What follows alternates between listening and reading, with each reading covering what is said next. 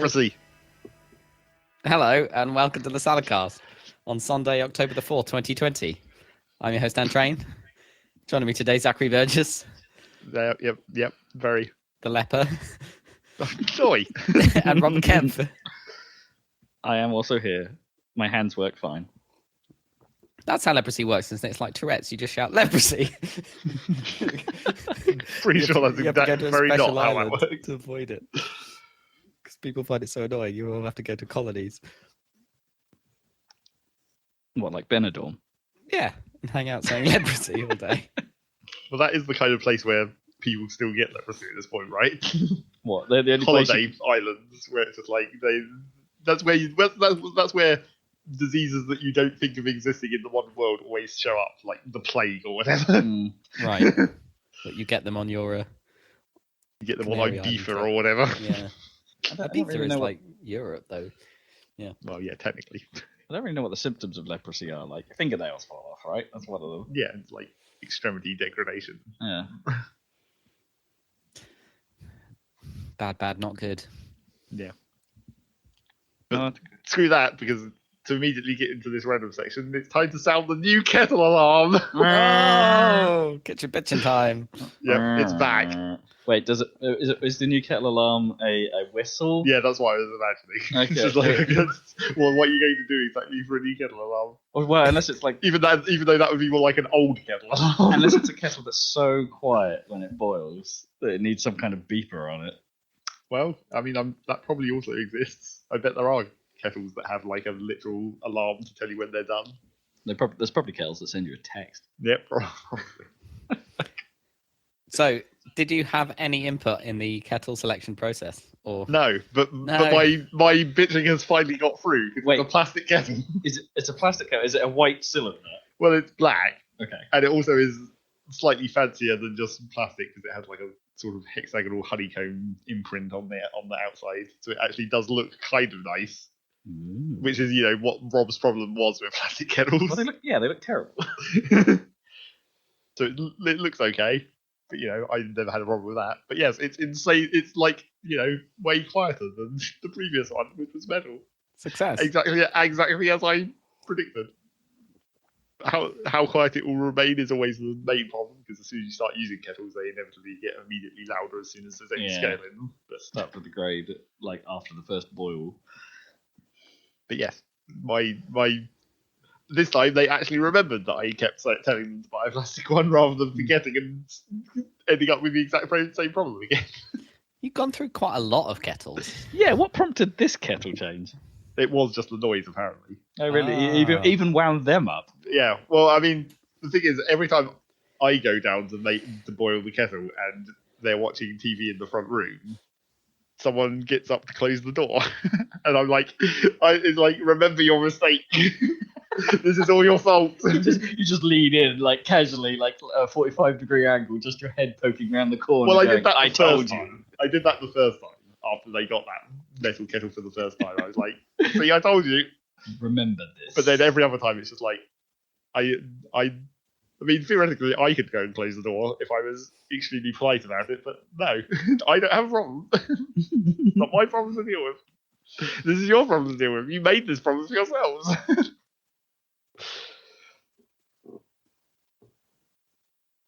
So you happy? Reasonably. Yeah, I guess. Okay. And it also boils a lot quicker, which, again, it's just because it's new, mainly. But Yeah. Does it make nice tea? I mean, it makes nice tea after the, first 10 or 12 attempts where it tastes a bit plastic. Yeah. But that's new kettles in general again. Yeah. But do metal kettles taste plasticky? Well, they taste Metallic-y. chemically. Yeah. I guess. And it's the same after you clean a kettle, where it's like you have a few times where it's like, this tastes weird because there's still residual. Are they like chemically cleaned or something before they go out the door? I'm sure. I'm sure any food related item is probably chemically cleaned in some way or another before they sell it. After the manufacturing process. There are a lot of things, aren't there, that you buy and you go, please wash before use. Yeah, exactly. Well, like in the case of like utensils that are in those awkward packs where it's like it's just cardboard backing and then they've like cable tied it to the back. Tied. And it's just like, okay, that makes sense because anyone could have picked it up and just gone all over this ladle. Yep. And then Because that's how I spend my time. Well, at the moment you don't. That's for sure. I could go to John Lewis and cough on your ladle if I wanted. Don't think you could though. I mean, I'd probably get chucked out immediately. Well, you wouldn't be able to go in without having a mask on, which would probably kind of prevent you from coughing on them in the first place. Yeah. They're easily peeled. I went to the cinema for the first time. Whoa. How full was it? I haven't done that. Went to see Bill and Ted. Oh, yeah? It's a little bit bogus. Of It's course it bogus. is. I mean, mean, but it's- mildly but it- bogus, right? But I mean, it's got its enjoyable bits. It's Yeah. like it's at its best when it's just letting Bill and Ted do their thing rather than being bogged down in plot, which has its own holes. And even in their own like stupid mythology about how time works, they managed to do the thing where they poke holes in their own plot, and it's like, oh god damn it! Like, wait, why would you? And I shouldn't take it too seriously, but it's just not as fun as Bogus Journey. Bogus Journey remains the best of the three. Yeah, well, it was never going to be as good. It was just like, but it it- need to have been worth doing, I suppose. But it is surprising that Keanu and Alex Winter are still as good as they always have been. Yeah. Like they're still pretty great. Sweet. But anyway, yeah, that was a weird experience because it was like, as far as I can tell, you had to. There wasn't any guidelines to be like you can remove your mask in the cinema, so we were sat there in the mask the whole time. Oh, no. It's like, oh, this isn't that nice. No. Is it Would is it it hit- Cineworld, the one? Because I just saw today they're going to close. It was, yeah. Are they closing like completely?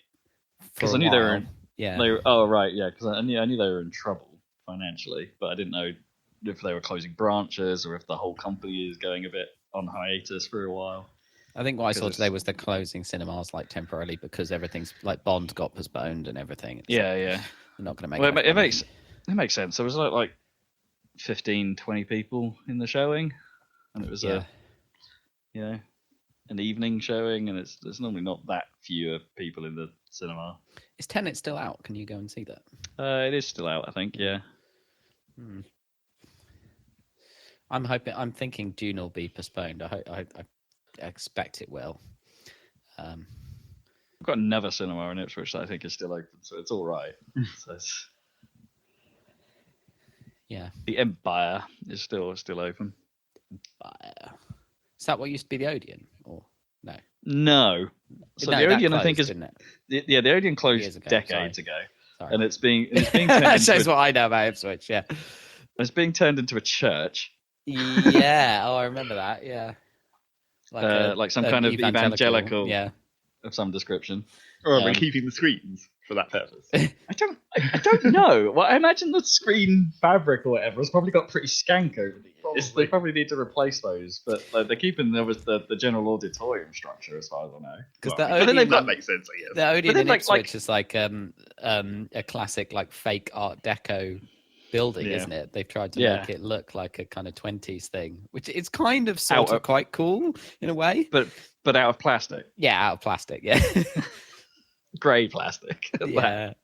I don't know. They tried at least. Hmm. Whereas the obviously much better modern cinema is just a brick block, isn't it? Basically. With Yeah, some- but it's been so like from the outside, yeah, it's just a cube. Yeah. But it's a brick cube. But the inside's been renovated a bit Oh, in the that's last nice. few years, which is makes it even more annoying, I'm sure, for them to have to shut down because it's just like, oh, we just built this again. Yeah. It used to be a Virgin Cinema. Do you remember that? And then it became an Yeah. MCG or something, or NGC, some acronym, or some 3 letters that make no sense. And now we're a Cineworld. They're weird, Virgin. I don't know how they work because they get into a new sector and then they just invest loads of capital and build shit and then they just leave. It's like, how does that work? Surely they must Well, lose all the is it- money. Are they just like Uber startup territory? Do they get into a sector, build it up, and then go, well, here you go, someone else buy it, and then I'm out? I guess they hope. I guess they sell it for a lot of money, right? That's the trick. Yeah. Yeah, I guess It's just so. like, oh, we don't want to do this anymore. Here, everyone else, have our cinemas. Yeah, it's weird.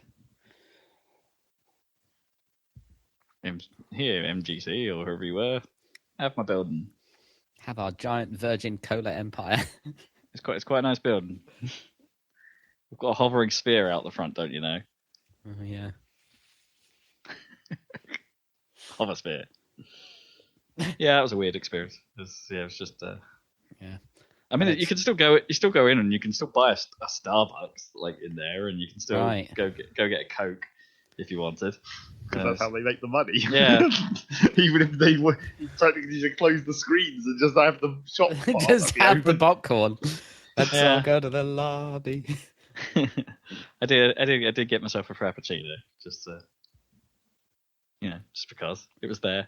It's like I thought I'd resist, but no. What was that news that I saw the other day? Like Subway's rolls are not classed as bread in Ireland. Yeah, that's right. Got too much sugar in them. Wow. So So they're like a cake. Yeah, they've got so much sugar in them. They're not classed as bread, so they don't get the VAT right off the Yeah, bread gets. Oh, amazing. makes sense. I don't get Subway. I've never. I got like it. Subway, but I didn't realize that their bread doesn't taste that sugary to me. Like, it's not like a brioche. I'd call a brioche like not a bread anymore because it's got so much butter. Well, I suppose it's butter rather than Yeah. sugar, but that's a sweet bread to me. True. Almost. It is. But it's like that seems worse than the Subway bread. Yeah. Anyway, But What about McDonald's buns? They must be filled with something. Well, they're definitely filled with something like all this meat and lettuce and. Because I know they sugar their fries quite a bit. Or they used to. Maybe they don't anymore. well, it used to be lots of salt, didn't it? But they stopped doing that. Well, I remember we had like I remember us being very confused because like the school, it was Ipswich School, and they randomly were keeping some stuff in old McDonald's supply boxes, and they had an ingredients list for the French fries on it, and one of them was sugar, and we were like, "So what? How is there sugar in these French fries?" And then I think it was like a little bit later there was some sort of thing like, "Oh, we're cutting down our sugar and all our foods," and it's like, well, okay, maybe the fries. Next week it's the fries. Sugary fries. Yeah. Sugar. So I did that, and then had a XL bacon double cheeseburger from Burger King. From McDonald's. Whoops. Somehow. The double quarter pounder's here to stay, apparently, at McDonald's. No word on the big tasty. Damn it. Double quarter pounder. Was that not already a thing? No. No, well, I think it was like one of those like seasonals Oh, okay. that replaced the big tasty because they only put the big tasty on when they've got nothing else on. Yeah. Except at the moment, apparently the big tasty's not on, and they've just put double quarter pounders on forever. Damn it! That's a little bit too. That doesn't quite work for me, I think. I've had one. It's all right. Yeah. I mean, it's not as nice as a bacon XL double cheese, but I think I'd rather have 2 quarter pounders, like 2 burgers. oh, I see. I don't know. I think that ratio's off with a double quarter pounder. I don't Wait. know. It's probably a better ratio than a Big Mac, honestly. Hmm. The extra, I can totally leave that extra bread layer in a Big Mac. Well, the Big Mac, I'd like the patties are grand. smaller than the quarter pounder, obviously. If you could give me a Grand Mac, but take out that middle layer Right. of bread, then you're in a pretty good place, if you ask me. Okay. Yeah. I mean, they're basically made from the same parts, right? The Grand Mac the Grand Mac's only possible because they use 2 quarter pounder patties and quarter pounder bread things, right? So They do, yeah, but they do have to make that middle layer especially, right? Right. So that's like the special part is the middle bread bit. The one bit that's special to the Grand Mac is the bit you don't want. Yeah, you can get rid of that. Unless they've got bigger cheese slices, they must have or do they just chuck more cheese slices? I actually don't. Well, they could use the cheese slices from the quarter pounder, right? With cheese. Oh, of course, yeah. Yeah. No, So it must be the same size. Yeah, modular. The genius is sitting in the meeting coming up with a Grand Mac, like, oh, we've got these parts.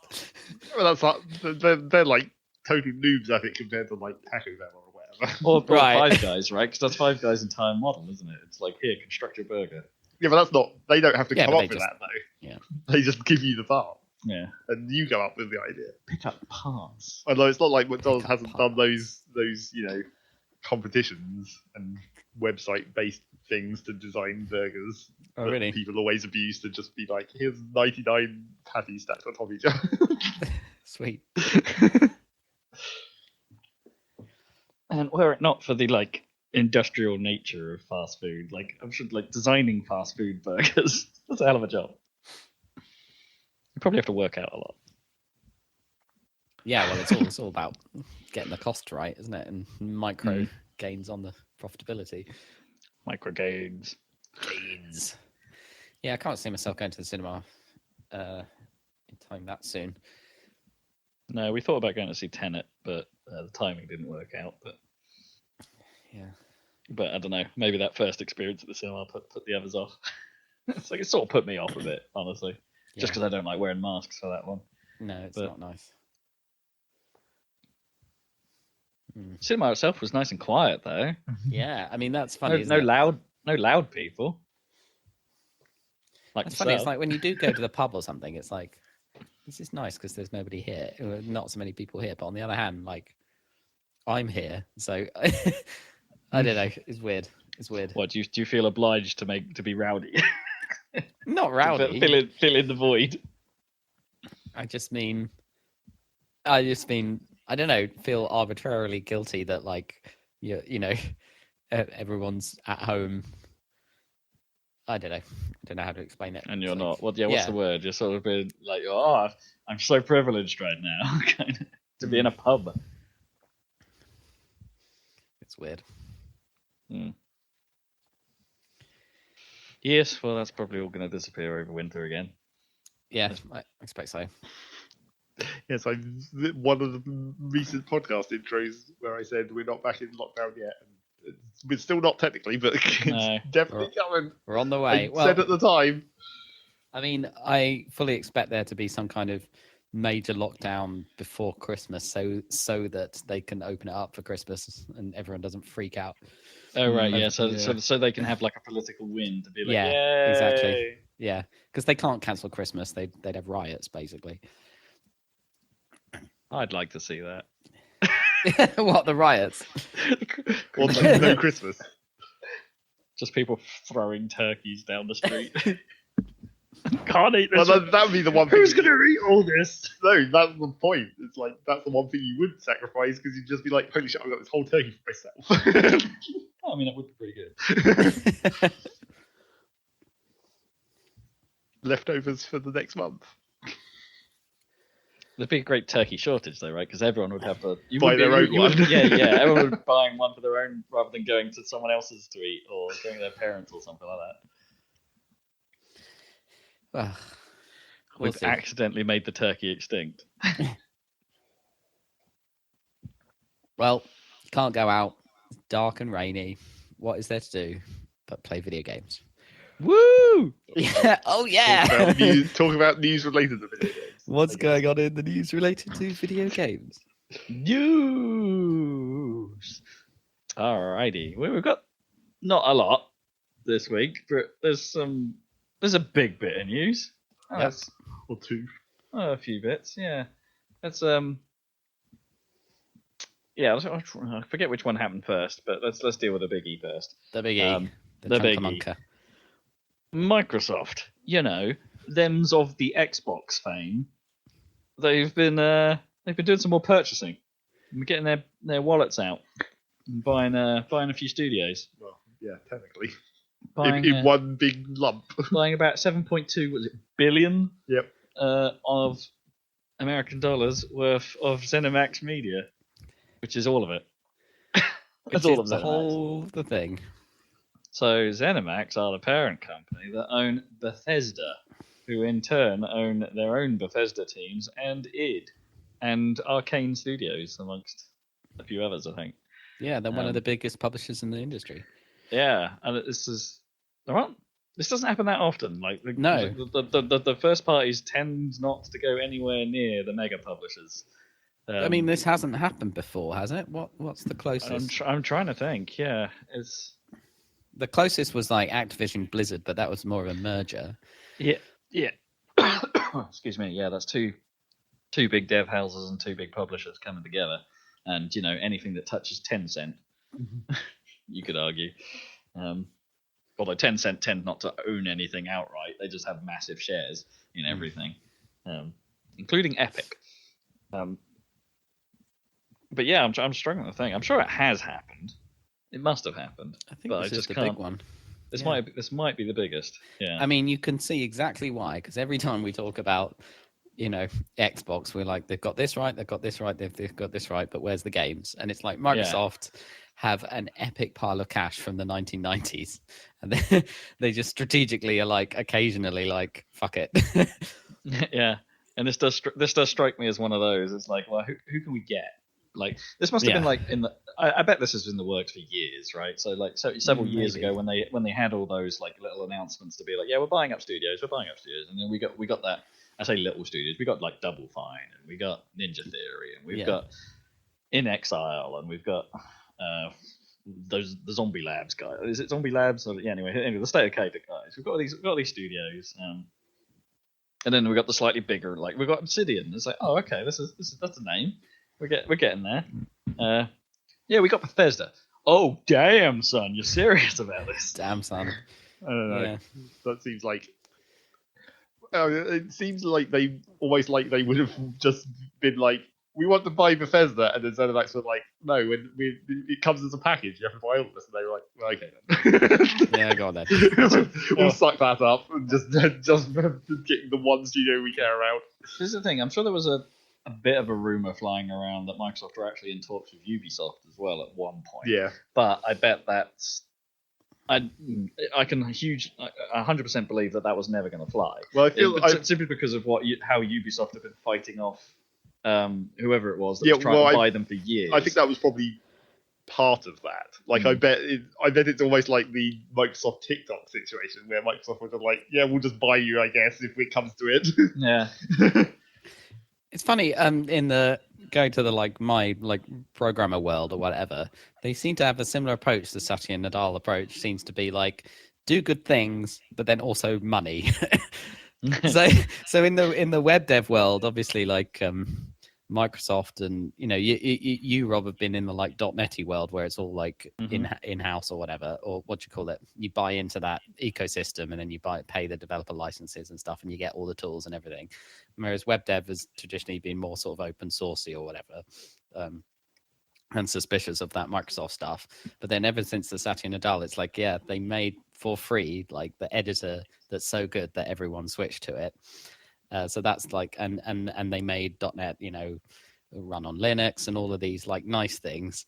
On the one hand, they're like trying to make things better for everyone or whatever, and then on the other hand, they just bought GitHub and they just bought npm. They're like, fuck it.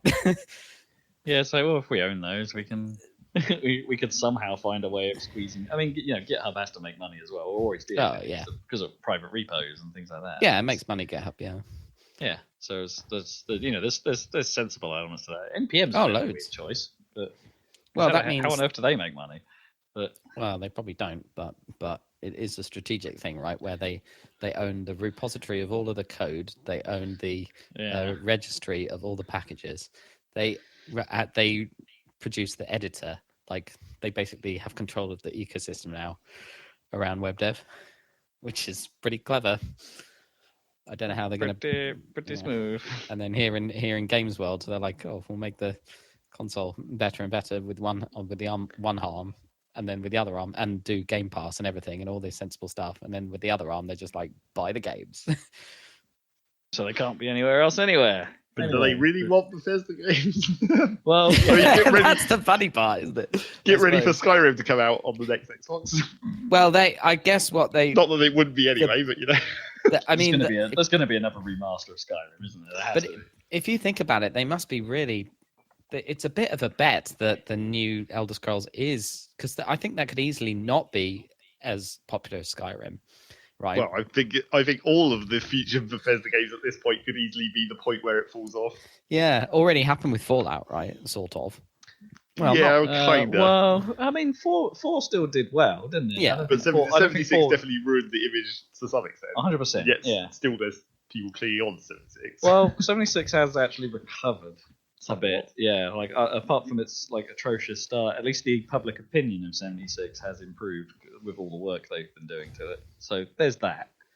But it's still not going to attract the Fallout diehards, I guess. Like it's interesting that Fallout 4 was not it wasn't close to like Skyrim levels, though, right? No, is I mean Fallout interesting never in has a way. been. Well, yeah, but I don't think it even. What was the one before Skyrim? In which series? In Elder Oblivion. Scrolls. Oblivion, yeah. Because I mean, I think Oblivion still did better than most of the Fallouts. Like, I may be wrong on that, but I feel like it did. I thought they were doing a sort of leapfroggy thing, a bit like Grand Theft Auto. It's like Grand Theft Auto, and then Red Dead, and then the next Grand Theft Auto, and then the next Red Dead, and it just keeps getting bigger and bigger every time, you know?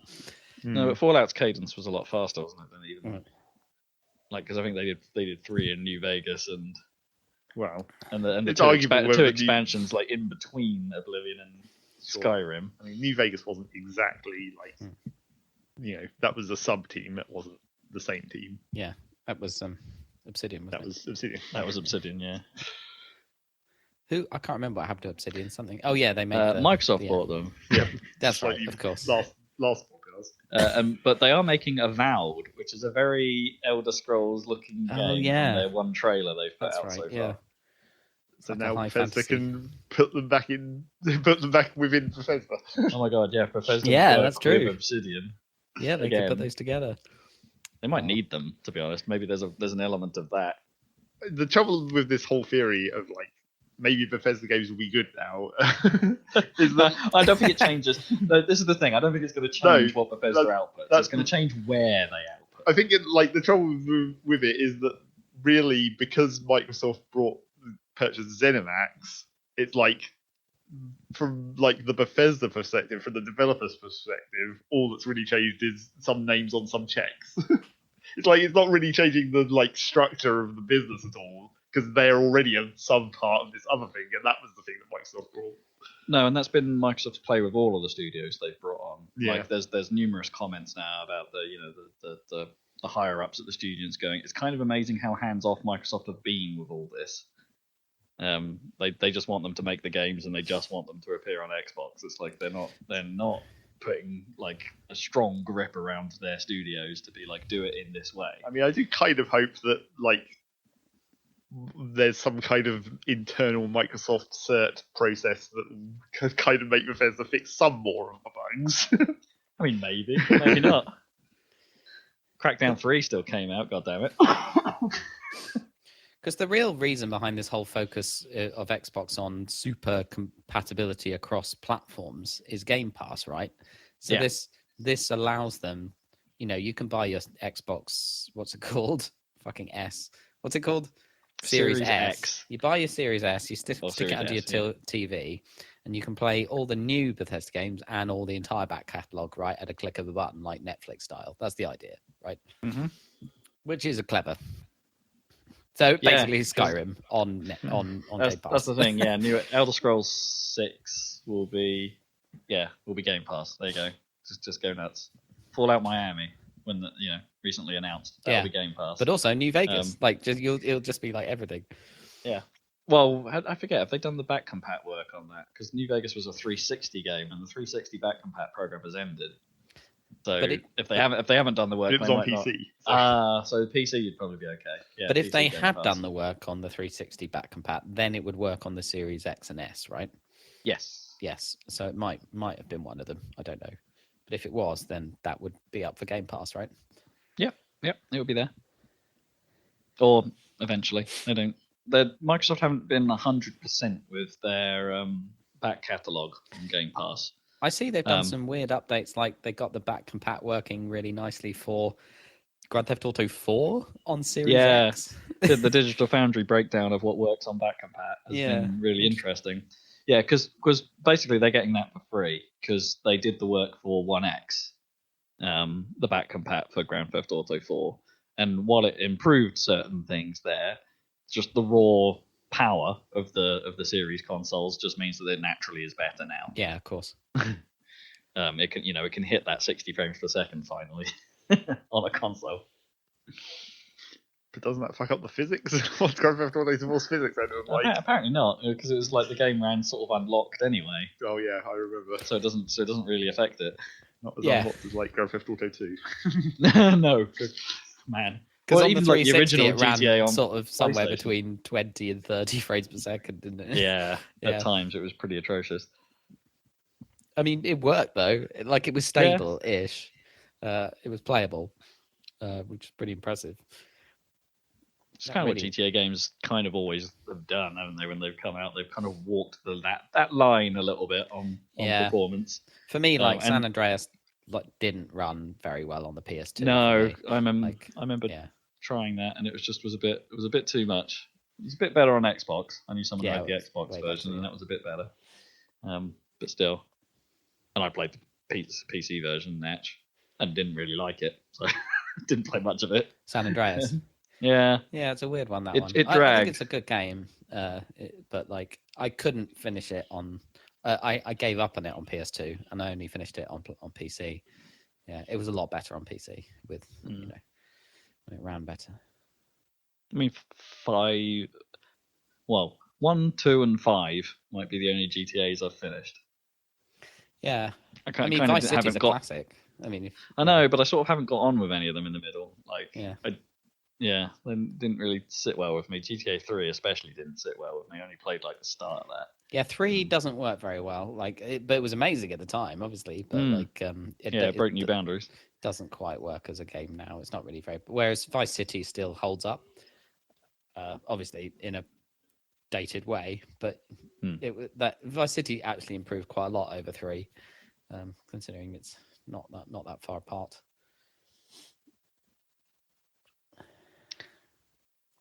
Rockstar did. Anyway, where were we? Bethesda. Yeah. So the other thing to sort of pull out of this is that anything that Bethesda have announced already that will be coming to other platforms, the sort of big one being Doom Eternal, hasn't yet released on PlayStation. It's like those things are still happening. It's like this buyout isn't changing any plans that they have already announced to release things on. Yeah. Now I'm not sure what they've announced for things like Starfield and Elder Scrolls. I'm not sure anything. I think they just said we're working on it rather than saying it's on next gen consoles or whatever. So I think those are likely to be limited. But even if they said next gen consoles, you could be like, we meant the Xbox Series X and S. At 2, plural. I meant to research this, but are Avalanche independent still? Not the Just Cause Avalanche, because that's Squeenix, but the other Avalanche that worked on Mad Max and more recently Rage 2, because Rage is obviously an id IP. But is it? I don't know. I don't know if they're owned under this umbrella or not. So there's one studio question mark. But you're getting Arcane as well, so Deathloop, right? Which is because that's still how we go. Yeah. And Deathloop, but Deathloop's one of those ones where it's like, I'm pretty sure that's a PS5 exclusive now, or at least a timed exclusive. So that's a slightly odd one.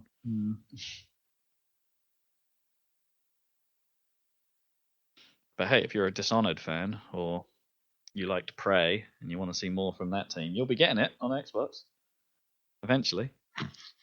Maybe after Deathloop's done. Yeah, it's big news. It's a thing. It's a lot of titles coming their way. Yeah. But you've got to like that.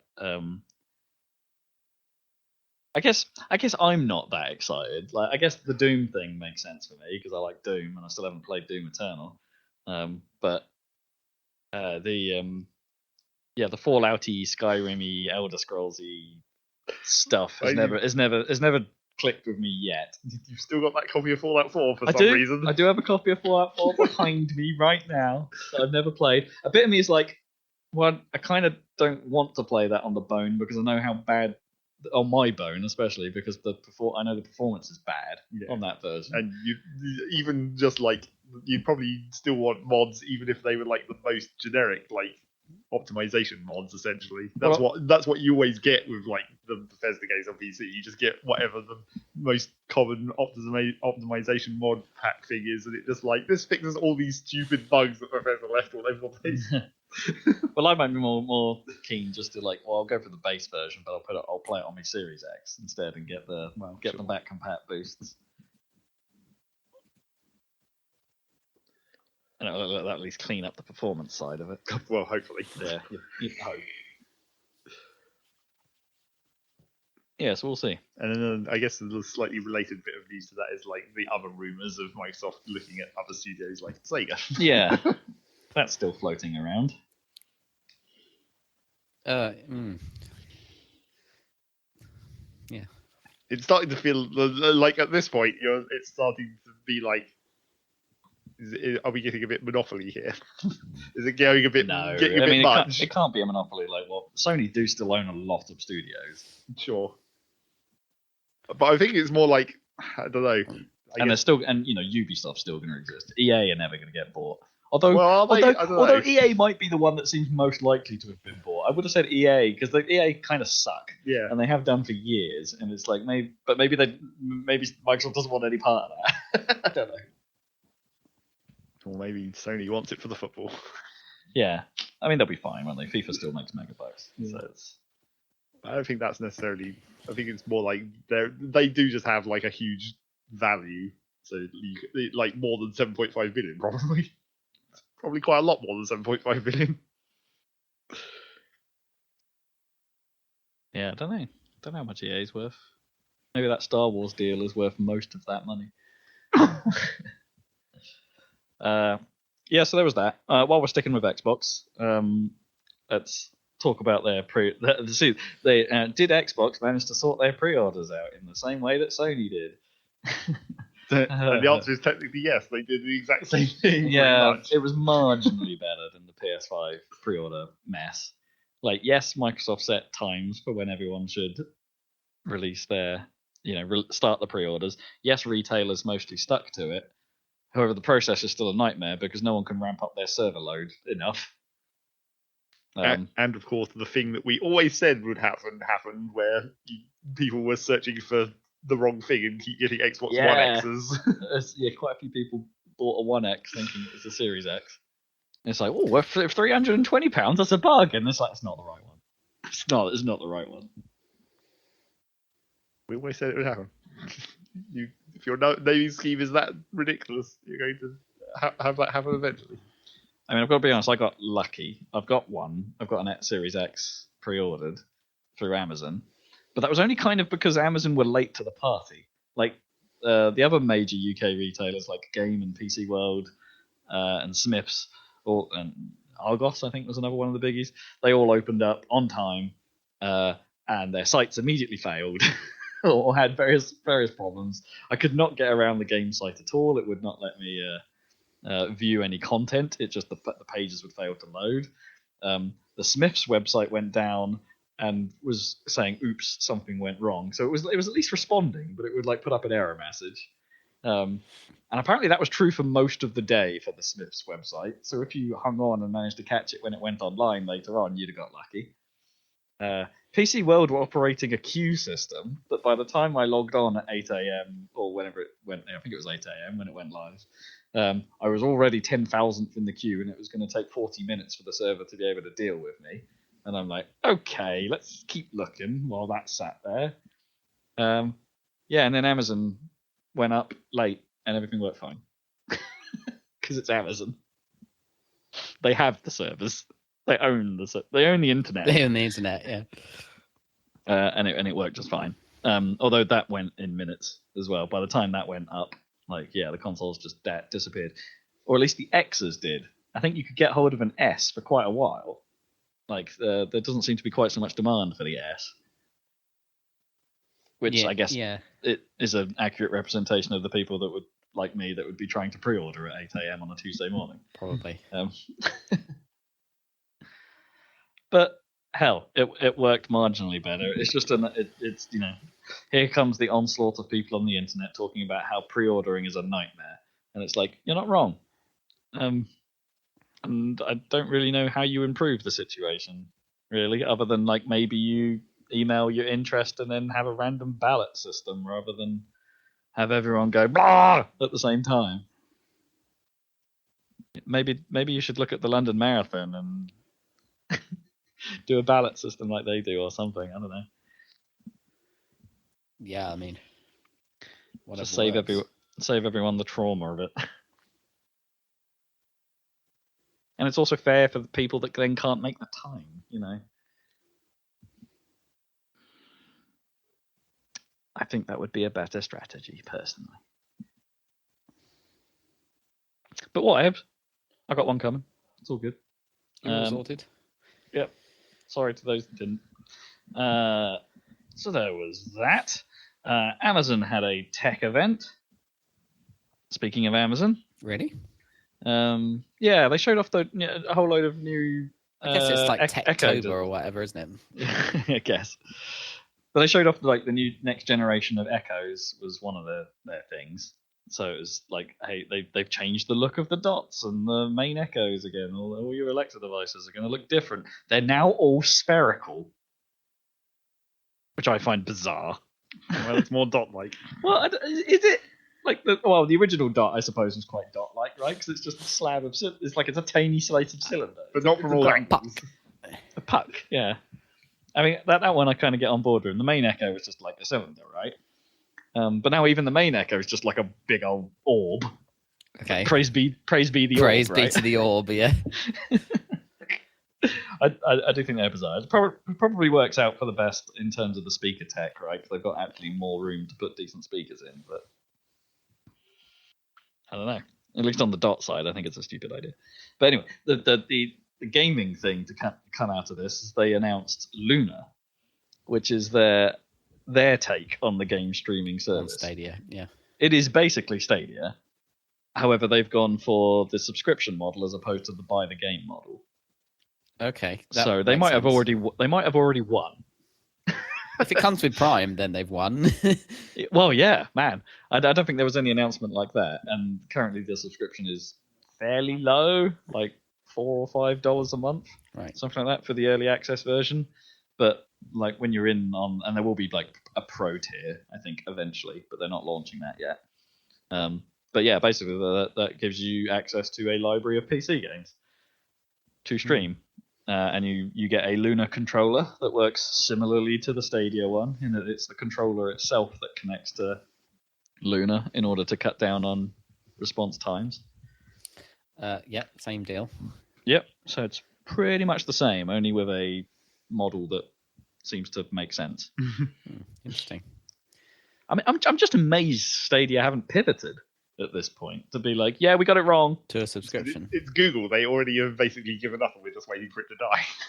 I did see there was a Google event and they announced a new Chromecast, which looks really nice. It comes with a remote this time. And they announced Google TV or something, which looked like you could Apple have like TV? it looked like you could have a watch list. I don't know if Apple TV does this, but you could have a watch list of things from different services, right? And you could just get to them without faffing around. That's a good point. I don't know if the Apple TV does that. I imagine it must. I'm not sure. Anyway, Sky but tried that, I think, on their Qbox stuff. So you can mix and match a little bit from services. yeah, I think it's a good idea. It looked like it was a fairly basic. And YouTube obviously is all integrated. And as always, those Chromecast, like they're a good device and they're really cheap because they lost lead them presumably. So it's like 50 quid. But the stupid thing, of course, is for some reason out of the box, this new thing doesn't support Stadia. What? So, Which is really dumb. so in order to get Stadia, you still need to buy into it and get sent a prototype Chromecast I don't know. to use Stadia. It's dumb. Yeah, okay, that's clearly the sign they're giving up, right? Yeah, I presume so. But anyway, Oh I thought that man, was funny. I mean, I don't know why I'm saying "oh man" in a kind of disappointed tone. Then I mean, I'm really not. Stadia should die. Yep. But I love my Chromecast though. Chromecast is great. Yeah. But now I Nothing want wrong the with new one. It's like I've already got a 4K Chromecast. Oh well, need more TVs. Yeah, I haven't got a 4K Chromecast, but I've only got an original. But then for YouTube and Netflix and stuff like that, TVs have it built in, so it's fine. Oh yeah, that's true.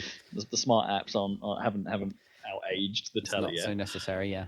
Does your TV have the YouTube where anyone can join the network and stream from their YouTube app, like straight to the TV? I think so. Yeah. Oh, It basically it appears on, because I've got an Android phone. It just appears as another cast device. Right. Oh, great. Because that is so nice. I don't think you can cast everything to it. There are certain things No. that can't cast direct to the telly, but then the Chromecast fills in the gap for that. Oh, yeah, cool. I just for YouTube, it's such a nice interface. Although it's a bit buggy in places, sometimes it like replays stuff really randomly. I don't know. Like, that's what I find. But anyway. The primary problem I have with YouTube and doing the casting is that it doesn't always connect to the TV for a while. Like you'll say play and it'll go okay, and then it'll just sit there spinning the wheel for ages. No, like the app will launch on the TV, so the TV knows something's coming up, but the two don't talk to each other quite right the first time. Whereas I don't get that problem with the Chromecast. The Chromecast will always accept it. But I can't get 4K YouTube on my Chromecast because it's a regular ass Chromecast. So swings and roundabouts. It's all good. Sure. I can get that content eventually. It's not. I really like the Chromecast. It's a good option, especially if are you TV. I mean, are you into that sort of aggregate idea then, like having all the services combined? Well, I like that idea, but like, because isn't that what Xbone wanted to be at first? Yeah, I mean, yeah, but the problem with that was, I wasn't against some of those Xbox One ideas. It's just that it's how they introduced their new games console, which was and it didn't quite work because they were trying to like pipe old stuff through it and through a box and try and integrate it that way. Whereas this is much more sensible doing it via digitally with the streaming services. I was trying to think, was Netflix even really kind of a thing 7 years ago? It was a thing, but it was like because I guess it wasn't in this country yet, right? We might have still have had Love Film and that whole weird moment where Love Film tried to go digital, powered by Netflix, and then they were just like, "Oh, sod it, we've been bought. We're Netflix now." So, well, Love Film got bought by Amazon, didn't they? I forget which way round it was. It was something. Oh yeah, maybe they went into Prime. I don't know. Yeah, because Netflix was the Love Film in the US, right? Where they'd send stuff through the post. That was massive for years before they were doing the streaming. Yeah, makes their name even weirder, I guess. There's no net in the postal bit. Well, there was, because you'd put your queue on you'd go to their website and sign up for what you wanted delivered, and it was an internet site that would send you films, hence Netflix. Yeah. Well, it wasn't Postflix where you have to write on a physical letter. Yeah. Postflix is the chill part, right? The Flix part is mostly out at the moment, isn't it? Although no, they make films now, so they make films. Yeah, they make a lot of content now. Yeah, it's true. There's a lot on there now.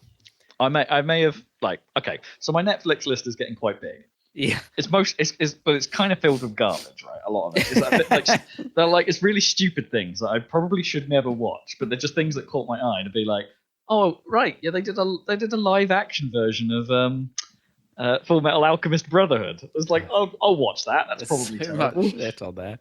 Or like, hey, they made a film of the first season of Bleach. Yeah, I'll watch that. I came across my first real big problem with this plan this week because during my lunch breaks, I decided to watch a live action version of Initial D. I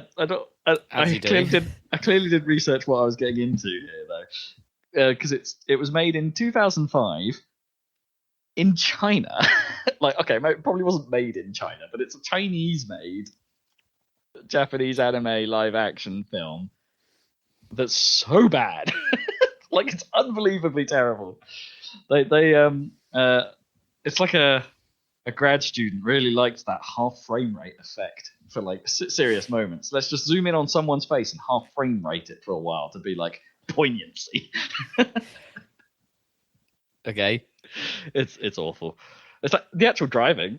Yeah, someone had to actually drift around down a mountain, like Japanese toge style. I guess that's cool. It's like that, they actually had to do that. It looks good, but it's a terrible film. It just sort of ends as well. It's like everything's bad at the end. It just goes to the end. It's like what? It's a terrible film. Don't watch it. And then it has the gall in the credits as well to have a line that says, "This is in no way affiliated with an animation of the same name." I mean, that's the China part, I guess. Yeah, that's China. It was pretty. Yeah, it's hilarious. Yeah, so I might watch these other things that might be a bit more legit. We'll see. I'm watching I was watching season 3 of Ruby, actually. For some reason, I've stuck with that. It's getting better as Well, it goes that's on. what everyone says. Yeah. Everyone says like the staff is real bad. Although everyone also says that there's a point where the whole world gets fucked up, and then it just sort of loses any idea of what the hell it's doing. Yeah, so I think I'm at that point. Things have gone bad, like real bad. They've introduced a bad mild spoilers, but very, very mild. At the end of season 3, they introduce a new bad guy who is voiced by Jen Taylor. So it's like, oh, Cortana's the bad guy. And it's like, it's bad guy yeah, Halo. all right, yeah. This is a parallel here. Also, I noticed in the credits that Yuri Lowenthal of Prince of Persia fame and Spider-Man fame is also on this voice cast, and it's like, oh, it's getting some more bigger names here rather than Rooster Teeth staff members. Yep. to do this, and it's yeah, I don't know. I'm getting kind of into it, but apparently I've heard like season 4 is like it's one of those where everyone's gone their own separate ways, so it's like actually 4 different stories going on the entire time rather than, and then so it might not be as interesting, or at least that's what yeah, I don't know. Oh, I might stick with it. It's kind of bad, but like an enjoyable kind of bad. I like it. And I haven't quite. I've started watching The Boys as well, and I'm not quite. I'm not sure I'm quite into this season yet, even though like all I seem to see on the internet is, oh yeah, it's the best superhero show ever, and I'm like, I'm not 2 episodes in, it isn't. Yeah, I heard it's somewhat slow the second season. Yeah, I'm not into it yet. We'll see. Stranger Things, on the other hand, working through season 3 now. It's still good. Good. I'm trying to remember. I think the 3rd season's better, isn't it? Second was wobbly. It's got a. Oh, I liked the 2nd season. I still thought it was good. I think Gnome got more into the 2nd season because it's faster paced and okay, it's more of a horror than a sci-fi for sure, but it's it's a horror that I can take. I generally don't like horror films or anything like that. I just don't find them enjoyable at all. But this actually seems to work for me, so I will take it. Anyway, sorry, there's my random streaming service update. What you been watching? Yeah. I've been watching that Smash Brothers trailer. Good segue. Not the Microsoft segue that was set up earlier. No. I moved away from that. Yeah, Smash Brothers had put out a trailer of their new character reveal. I was very annoyed because I didn't get any alerts. Oh, right. I literally didn't know it was happening until after it had happened. Yeah, I didn't either. I saw someone tweeted it. Usually my YouTube, that's the kind of shit that ends up on my YouTube homepage, even days before when the preview stream post or whatever they do on YouTube goes up. I usually see those, but I didn't see shit this time. No, I think they just put. Which is a shame. I think they just put it out there. Then I just kind of got spoiled. Not that spoiled because I was literally about to start watching the video, but well, I was quite lucky in that I saw someone commenting on it and on Twitter, but they've retweeted the original trailer just immediately there. So it's like, I'll watch that before I read any more tweets. And it's so that worked out pretty well. But yeah, it was about time we had another character reveal for season 2 of the Fighters Pass. Yep. After Cucumber Lady.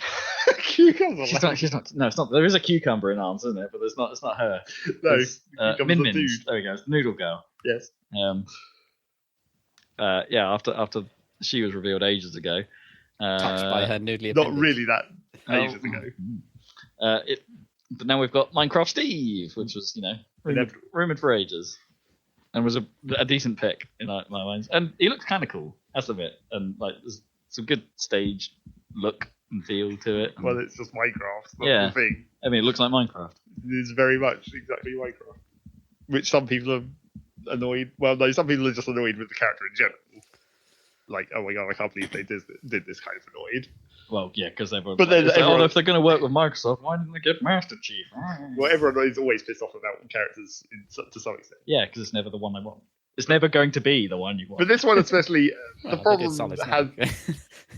problem with this one, of course, has been the generational gap. This isn't for the people who played Melee. No, I guess not. Yeah. Yeah, Halo isn't quite so big right now. If we're being brutally honest, Halo's not. at its height anyway. Well, that doesn't matter though, really, for Smash Brothers. If it's been a big series at some point, that would still qualify it quite well. And then the other thing about the way it's put into Smash Brothers is that it's in quite a unique position when I started to think about it, which is that like it's a contemporary game with an art style. Like it's not like an old game that they've made models for. It's literally a game that's out at the moment, and that's just how it looks, and you can't really do anything to it. Like the most they could have done was maybe go like the Telltale style of like Minecraft Story Mode or whatever, where they actually have facial animations and elbows that bend and stuff. But no, you can't do that if you're going to make it be Minecraft. You have to do it like Minecraft. Well, in some ways, that's like I think that's good of them in some ways that they didn't try and over stylize that character to make it like break its boundaries. Well, I mean, there's no way you could the Telltale thing is literally the only other option. Like you can't just make Minecraft guy just like a guy. You can't make Steve just a dude who happens to wield a pickaxe. A teal shirt. Yeah, it doesn't work.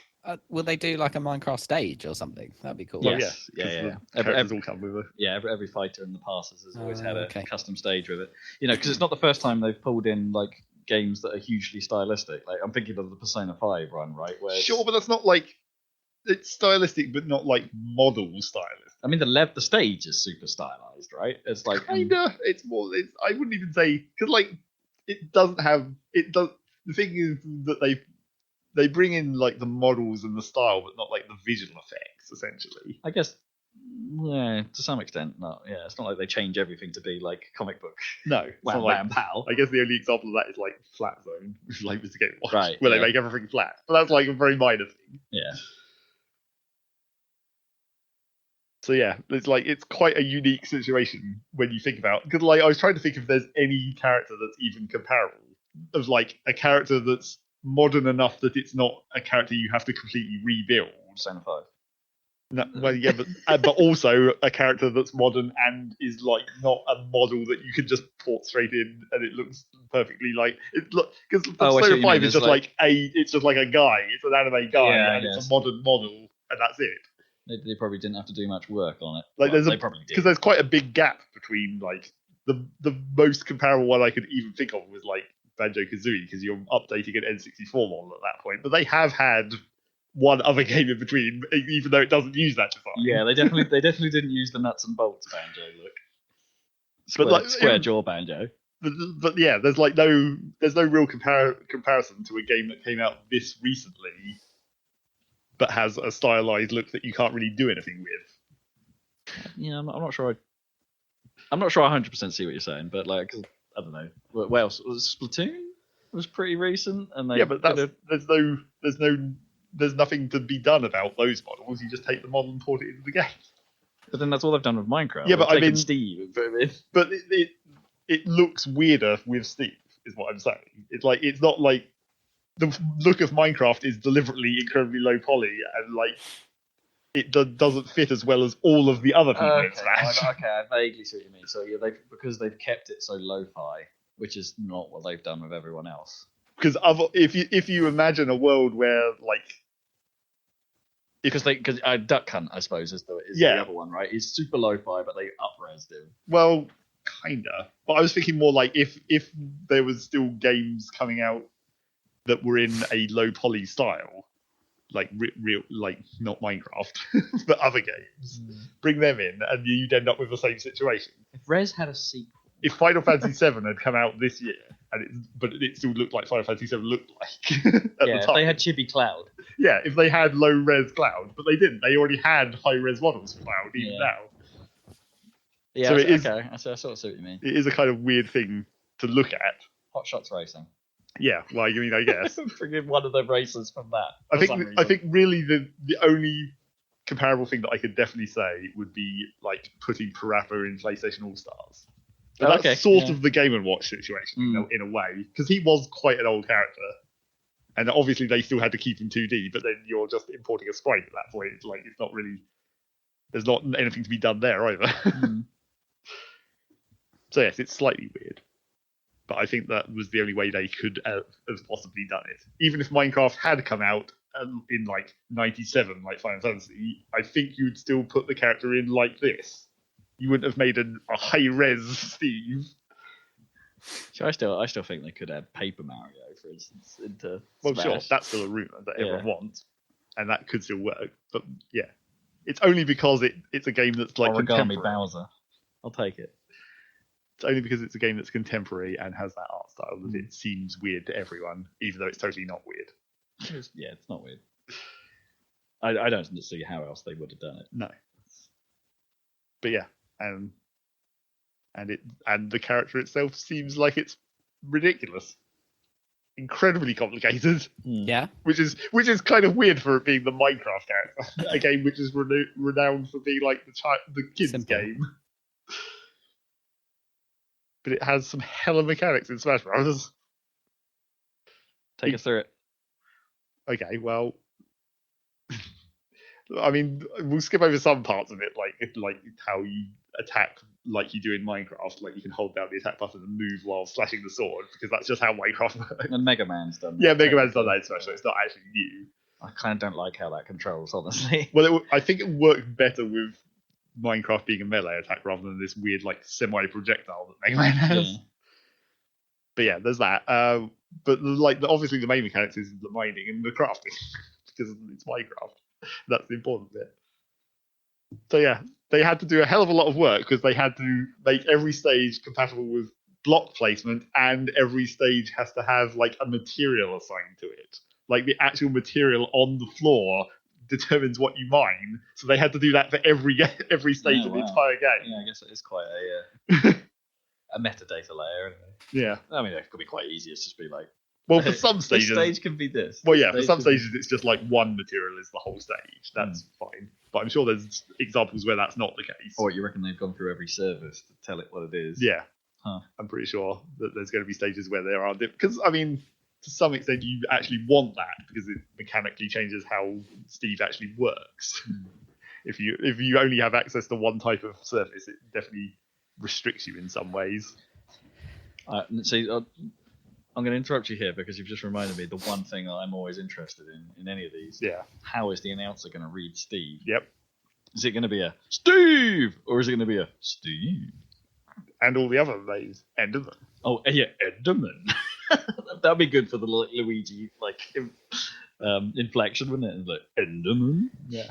Zombie. Zombie. But I'm also Alex. I'm kind of worried that they're not worried. I'm kind of preemptively disappointed that they're not going. That the other 4 skins aren't going to have specific names. I think that's a shame. Oh, what? They're not going to get? They're just going to appear as Steve and Alex. Oh, but Enderman and Zombie are going to be the 2 specific colour ones. swaps. Well, no, I meant the other Steve and Alex skins that fill up the other slots of the 8.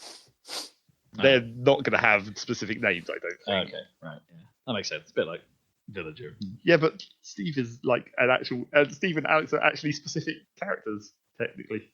That's something... Well, so it's going to announce Alex as Steve? No, it's not, but that's what I mean. That Alex and Steve are named characters in Minecraft, essentially. Mm. And these other skins are not technically Alex and Steve. Okay. Which is something this is getting it already into like deep detail rather than going over the moves, which we should be doing. But I wanted to mention this at some point. Is that this is something that I didn't realize initially, even though I felt like there was something weird about it. But like the skin that they're using for Steve in Smash Brothers is not actually the player character skin from Minecraft. Oh. Because the skin that they are using for Steve has a beard. And that was a skin from like Alpha Minecraft, like the first time they put NPCs in the game, used that skin. But ever since, or in before you could see yourself. Yeah, before you could see yourself. But in modern like posters and artwork for Minecraft that show Steve and Alex having adventures or whatever, they use that skin for Steve. Like that literally is the Steve skin. It's not the player skin. Oh, I see. It's like it's quite a deep cut if someone actually thought about that, which I assume they did. How do we market Minecraft? It's like, well, we market it with this model. And it's like, it's not the player model, but this is the model. Yeah, it's like the fact that it is that skin in Smash is kind of impressive that they actually did that. that specific detail. Would you have felt equally impressive had it been the player model and not Well, I wouldn't Steve? have noticed. I would have just been like, Okay. yeah, that's Steve, I guess. I wouldn't have known that sort of deep lore of Minecraft. But anyway, so yeah, he mines shit out of the ground with various different materials. Various different surfaces give you different ratios of materials. Oh God, are you managing an inventory? Yeah, kind of. Oh, It's a bar. It's a weird situation because I'm still not entirely 100% sure how it's going to work in practice because the blocks still come out of the ground. I mean, they don't come out of the ground. You It's poop just 'em. like there's an item that poofs out of the ground. Poop. But like the bar is a ratio bar, so like it's not like you have a number. Except presumably you do have a number. It's just not showing it like that. right. So I don't know about that. But yes, you have the ratio bar that shows you like you've got this amount of wood and this amount of dirt and this amount of stone and this amount of iron, except iron is specifically like segmented. The iron part of the bar is segmented into 8 because you use iron for other moves other than building specifically. And then yeah, you mine up the shit and then you craft to upgrade your tools with whatever the highest quality material you have at the time is, which is, if you get up to gold or diamond. That's a separate little bit on the bar. It's not actually attached to the bar. Okay, there's a bit on the end, is it? Yeah, it's just like if you have enough gold or diamond to craft the tools, it will flash, but otherwise it's just the icon. And because you use diamond, well, you don't use diamond for anything else, I don't think, but you do use gold for a couple of other things. And then he can place blocks, which is possibly the most overpowered thing ever, and it's going to completely screw up professional Smash, I think, probably, unless it gets nerfed. Oh, he'll just be a banned character. Oh yeah, all that. Because it's complete. I feel like they could have done it a different way, and I eventually came up with a way they could have done it. Because you could basically just place blocks anywhere, which is the main problem. There is a limit to how far off stage you can place blocks. Just sort of an arbitrary line, which I guess is fine, except it's still like quite a long way off stage. And then obviously the fact that you could just essentially just put a platform under yourself in midair to stand on and regain all your jumps and so you can do attacks. It's just bizarre, isn't it? That's gonna be so strange. And obviously just build a wall at the edge of the stage to stop people recovering. I mean, that's pretty funny. I wouldn't have minded so much if it was just a wall, but the fact that you can build outwards. If you're under that, you're just completely fucked. There's literally nothing you can do. Right, yeah. So yeah, I was trying to think of a way to balance it, and the way I would have done it is to make it, because it's the thing that's weird about it is obviously in Minecraft you can't just place a block in midair. It has to be attached to another block or the ground, which is made of blocks. So, but to do that in Smash Bros might have been a bit difficult. To have the surface detection or whatever. Yeah. So I think the way you should have balanced it is to make it so if you do place a block that's not connected to anything else, it uses iron because iron is your most critical resource that you use for other stuff. It should have automatically been an iron block, and then that would have been more expensive. Yeah, this is the only one you can make that's floating. Yeah. So, I mean, obviously it's not out yet, and during the presentation, Sakurai said several times, it's like, we're not done with this yet, it might change. And he specifically did say that about when he was showing off the blocks thing. It's like, looks really dangerous, so maybe this may not work like this when we actually release it. It's not fully finished balancing. I mean, surely the other balance is you give Steve himself a terrible recovery. Well, I mean, the thing is, they gave him a terrible jump. His jump height is terrible, but also it's kind of convenient because you just jump up and put a block and it's the exact height for the block placement, essentially, like in Minecraft. But then he also actually does have quite a good up B recovery because it's a glide. He's got a glider. So he can travel a really long way horizontally, but not that far up. But of course it doesn't matter because you just place a block. Yeah, you just build a little tower. If you're below the stage, you just go boom, boom, boom, boom. Yeah, exactly. But then I guess you have to have the resources. Well, yeah, that is the one. I mean, you've spent all that time doing all the mining and crafting and stuff, and then at that point you've got to then think about having a fight. Yeah, well, that is the one thing that might make him balance competitively is that it takes time to get him to that point. Yeah, you have to spend the time mining. So if you've got a fast character that can just immediately rush him at the start of the game and prevent him from doing anything, he might be weak against Rushdown. Yeah, he might be quite weak in that situation. And also maybe the stage counter pick as well. Yep, pick a stage with a specific material that makes it even worse. Yeah. Well, I mean, what if you're on that level that's made of clouds? Yeah, I can only mine cloud. I'm assuming it's going to be sand that comes out of those clouds. Yeah, maybe. But yeah, and then various of his other moves use different materials. Like you use iron for several of the sort of heavy attacks, making the TNT use as dirt and stone instead of gunpowder and sand like it's in actual Minecraft. And building the rails, like spawning the minecart uses iron, and then building the rails uses all of your other resources. Just drains them. Actually, the minecart looks like it's probably not going to be used much because it drains it real fast. Like putting the track down just completely depletes that bar super fast. And surely it's just like getting out Wario's bike or something. It's not all that dangerous. Well, it does have some slightly more weird effects than. Well, firstly, it seems to do way more damage than Well, not maybe way more damage. More damage than Wario's bike, I would say, judging by how hard the hits look. And if you have golden redstone, you can put powered rails down, which makes it regain speed, so you can basically hit harder rather than the speed falling off over time. Sounds like a lot of effort. Yep, it's well complicated. And then if you jump out of the minecart, it essentially can grab people. Like, I see. Like in Minecraft. Yeah, sort of nick them. Yeah, it just drags them off the stage. Of course, it's a mash out, so it's just like any other berry. A little bit like the bus. Yes, like the bus, essentially. So yes, that's kind of weird. That is quite weird. And if you're really fancy, you can use the minecart to hit the pressure plate that triggers the TNT. Okay. If you really want to set that up.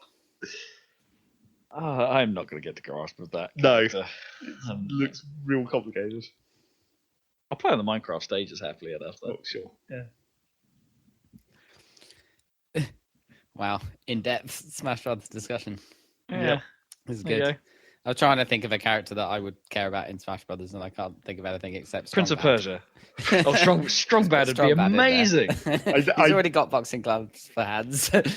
You see, the reason that Strong Bad came up was like on one of the posts of the Steve trailer I saw on YouTube. Someone posted "A Steve" and then like, "I'll get you A Steve." Yeah. Hey. I was like, "Oh yeah, that's what that reference says." The amount of different references they could put in the moves for Strong Bad would be insane. Oh, if they did, the trick to having a Strong Bad character would be like, don't skimp on the voice lines. Yeah. Have him say everything. Do they do that? I guess they have voice lines. Yeah. Yeah, I mean everyone has voice lines, but they're usually just like either grunts or one word type things. Power wave. Yeah. It'd have to be like, yeah. Deleted. Bulleted. And then, I guess you could have Homestar. He doesn't have any. Well, that would be his final smash, right? You just appear off the side of the screen and go, emails, and you get bombarded by a load of emails. No, obviously his final smash would be Trogdor, or you can't get away from it. Trogdor! Yeah, cool. Strong Mad, though. That would be like, well, you could have a down B, sorry, not down C, a down B that like summons random characters. So or you just make a straight Pokemon trainer situation. You have Strong Bad, and Homestar all as one character. You just swap between them. You could. Anyway, that's my idea. Yeah, that would be fantastic. Unfortunately, it's out of the cultural zeitgeist so far now that it's... Yeah. And also, it's not technically from a game. It's not from a game. He was in that awesome, cool game for attractive people. Yeah, he sure was. But I guess they and poker. Yeah, and your poker night at the something. Yeah, the Steam poker game. So yeah, I think he's coming out next week, the 13th. Oh, right. That's not far away then. I think. All right. Shortly after, it was weirdly that this announcement was timed for the Minecraft, what would have been Minecon, but is Minecraft Live, of course, because of they can't have a con. Yep, they can't have a convention. But it was the announcement was timed for that, which was funny because no one really picked up on that. Everyone picked up on the fact that the announcement was slightly before Crash 4 came out. So that got some hopes up, naturally. But no, not Crash. Not yet. He's got to be coming though, right? Crash would be a decent choice, yeah. It doesn't really have moves. Well, he might do now. Well, yeah, true. The new game. But that is the one thing that I've always thought about Crash. It's like, yeah, he's obviously a well-designed character and everything, but he literally has like one move in his game. Spins. Yeah. I mean, he can spawn some TNT like Steve. He can wakeboard. I think he does that. Yeah, there's the kart races. Yeah. But yes, that. We've still got 4 more characters. I keep forgetting that. Whereas it's like, it seems like we've had. It's because it's been taking so long for these ones to go out. It seems like we've had more, but we've only had 2 out of 6. It's been pretty quiet. What else we got? I mean, tiny other little bits of news that I think are pretty dumb. Okay. The slightly less dumb thing is, I think we may have announced earlier that, or we may have mentioned earlier that EA's Access program was coming to Game Pass in some form, that it was going to get roped in. We now know when that's going to be roped in on Series X launch day, and it's going to be their sort of like what I call the bog tier, I suppose. It's not the tier you want. It's like their back catalogue of stuff, but like quite old back catalogue of stuff. Like it's not the new releases, which is their premium tier, which you don't get with this. But still, hey, it's more content for Game Pass. Like if you want to play some EA games, there you go. Not too bad. But it's now called EA Play, is the other thing as well. Not to be confused with their E3 time-ish events that they do, which are also called EA Play. So everyone's playing at EA. Yes, that's happening. And what else we got? The only other thing I had was, hey, they're changing what Peter Parker looks like in that Spider-Man game. Yeah. What's They've going on? decided to get rid of their custom face for Tom Holland's face because Sony. Is that why? Well, no, it's not. It's not the reason they've said, but it's the reason that it really is. Is he? So the new one's meant to look like Tom Holland. I guess it does look. Yeah, it's hugely modelled after Tom Holland. Come on, but like so Insomniac, I think, tried to say it's like, hey, we needed a higher fidelity model and some for the remaster and something than what we had, and something that could be mapped to Yuri Lowenthal's face acting well. So, and Tom Holland was a decent enough match, and it's like, oh, of course, how convenient. Yeah, okay. No, it's marketing. Come on, don't mess with us. It's marketing. I don't know. I mean, fine. No, but it doesn't look as good. I don't think. No, I mean, it looks like Tom Holland. That's like, and I'm not I'm not an enemy of Tom Holland. I think he's all right. It's a different iteration of Spider-Man, though, isn't it? Yeah, from the MCU one. Exactly. I think it was completely unnecessary. It's like, work with your original vision kind of thing. Yeah. It's kind of the same sort of problem that people had when they changed Tomb Raider, right? Because they changed the look of Lara between the first 2 games. Right. Or it was between the original release of the current Tomb Raider series and then the definitive edition came out, and they changed how Lara looked. And it's like, why did you do that? There was absolutely no need. It was more subtle in that case, but they did it. It's not like they completely changed their face. Was there one of the Bond? Yeah, it was the remake of GoldenEye. Yeah, well, Daniel Craig did. They put Daniel Craig in. Right. I mean, that one they probably couldn't license Pierce Brosnan again, but. I mean, it barely looks like Pierce Brosnan in the N64 one. It's a polygon smoosh of a face. Yeah, I don't know. That wasn't really much of a remake, was it? It was. It was a total remake. It was like, as far as the word remake goes, they rebuilt the whole game. It's a new game. Yeah. Yeah. Yeah. Well, I mean, that's weird. Well, what else is going with Spider-Man? So there's a remaster, quote unquote, which means they've added ray tracing and stuff for the PS5, right? But you have to. How do you get it? Like, you have to buy Miles Morales. You have to buy the ultimate version of Miles Morales, yeah, which will be a $70 title. Is there any other way to get it? Like, I don't think so. I don't think they're putting it out separately.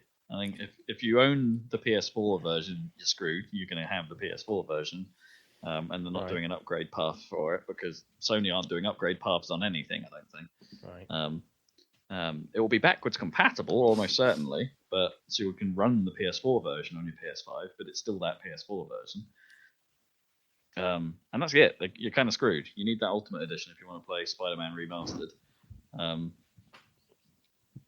You can buy Miles Morales on its own without the remaster. Without the remaster, yeah. So if you've already played Spider-Man and you don't intend to play it again, and you want to play Miles Morales on the PS5, you can just get that and save some money. You're totally okay. It's a shame they didn't just throw it in for the normal price Miles Morales. I mean, it's a launch game, isn't it? Yeah, you'd think maybe, but then also it's a launch game. Like, anyone will buy anything at launch. Yeah, fair enough. I did see the Digital Foundry breakdown of the ray tracing. To be honest, I think it looks great. I know people are complaining, but I don't see why they're complaining. Yeah, I don't know if I prefer it over the original look of that reflection, though. I mean, I know the original look was kind of, deliberately darker and fudgier, but a bit of me thinks maybe that's actually a tiny bit more realistic looking. I don't know. Maybe the differences that it highlights in the ray trace tech on that window in particular. I mean, I think that window shot is maybe just the bad example, right? Yeah, it's like during the rest of it, it's fine. It's like, yeah, okay, I can see what they mean when they pick out that certain characters don't get reflected, when certain things don't get reflected. And then that got me thinking, I wonder if they could mix that rate, or like if there was some kind of mixed approach strategy here you could do, where if you somehow mixed ray tracing with screen space reflections, especially in those cases where the reflection itself is supposed to be fuzzy. Like, can you mix the two techniques to get some of the content from one, but the accuracy of the other? And I think because screen space is so physically incorrect, it would probably be really weird to mix them. I mean, maybe, yeah, maybe the proportions would be off, but maybe use screen space for certain elements only. Maybe you can use screen space to be like, only do the smoke that way. Things that are just like a blanket color. But probably there's no way that would save you any power or anything, because the ray tracing would still have to happen. Oh yeah, no, it wouldn't save you. It would definitely require more power to blend the techniques for sure. Like, yeah, you'd be doing both techniques then. So they're probably doing both techniques anyway, for certain objects. They're probably not ray tracing everything. No. Anyway, I think it's cool that they're adding that, and I don't mind if it's a bit blurry in some ways. It'd be quite nice if you could turn it on and off, I suppose. RTX on. I don't know. You can. Well, that's cool. So the PS5 version either has a 30 FPS mode with ray tracing, or you can choose to play it in 60 FPS without. Oh, that's nice. Well, the choice does exist. Yeah, that's all good. I'm all good with this, except for the pay me more money for it. But yeah, yeah. But I reckon, if you were new to PS5 and you had the money to burn or whatever, on a launch title, then probably Miles Morales with the full-on Spider-Man game as well, upgraded, is a good deal, is a good package. Oh yeah, keep you going for a while. If you didn't, I played through the original, and it's one of the very, very few cases where I actually plumped. There we go. Bring that back. Plumped for all the DLC. Yeah, it's a good game. Played through all of that. Yeah, it was addictive. Couldn't stop myself, and I platinumed it as well. That's never happened. It's an easy platinum, in fairness, but you can do it. I mean, if you want to feel like Spider-Man, you got to platinum it. Oui. Web it in the air. Okay. Let's. That's news. That's the news. It's time for what you've been playing. Rob, do you want to go this time? It would make a change, I guess. It would make a change. Now, how would you like me to start? Shall I bring back the... would you like me to finish on new stuff, or stuff I haven't talked about before? Or would you prefer me to lead in from previous episodes? Let's lead in with what Did you finish what you were playing last time? I mean, yeah. That's what I've got to talk about. I've got to talk about me finishing it. Had you already finished something last podcast, you were about to start something new, and that was the whole thing. Yeah, I can't remember what I'd finished before last podcast. So you finished more than one thing, is what you're saying? Yes. Okay. Yes. We'll just start talking about something, I guess. Yeah, start saying words. Spiritfarer. That was the thing I'd started last time, I guess. I was like the second episode in, wasn't I? It was with Spiritfarer last time I talked about it. Yeah, I finished that game. I spent far too long on it, really. Like it drew me in, and it was one of those that I picked up the controller and I've started doing all the faffery. I cannot stop faffing. There's always something to do, and I did it. Faffery. I did it.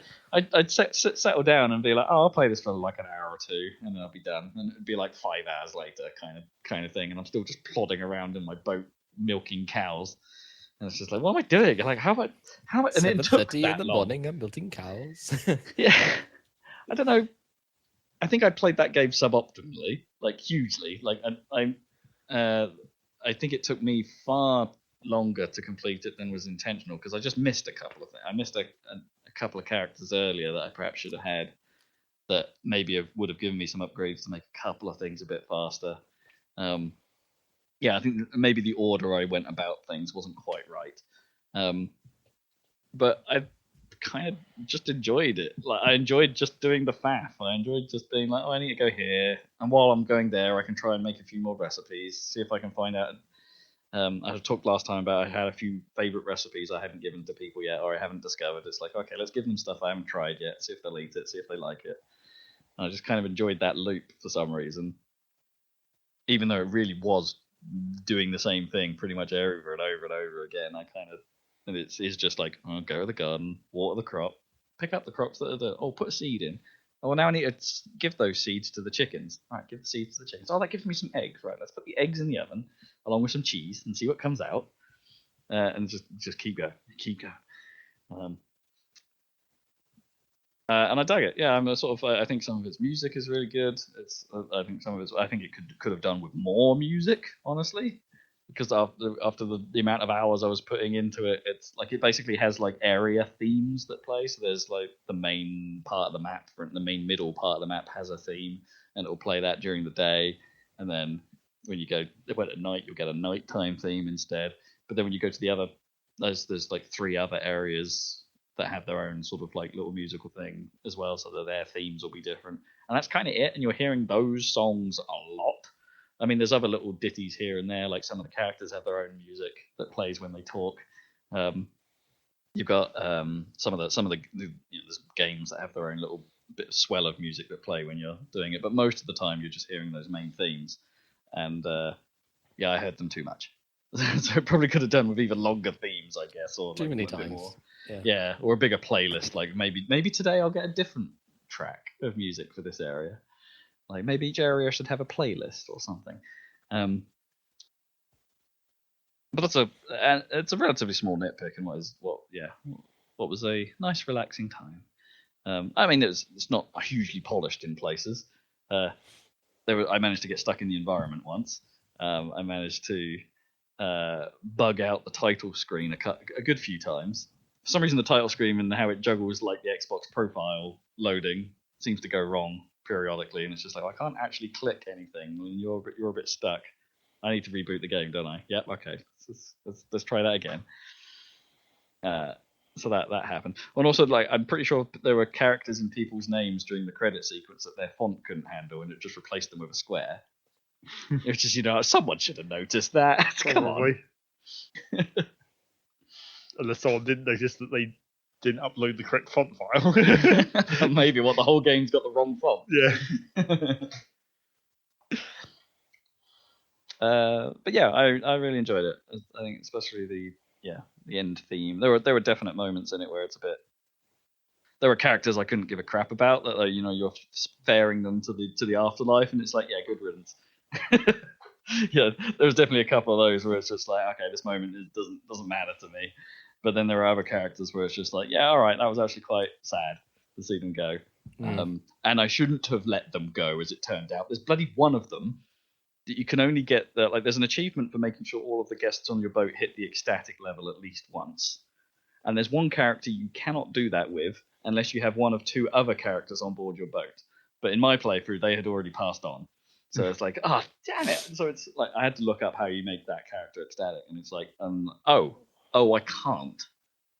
Damn. And I think there's a couple of other achievements that you can only get if certain things happen a certain way. And so there's a couple of achievements that I just cannot get on this run unless I start from scratch again, which is mildly frustrating, given how long it was.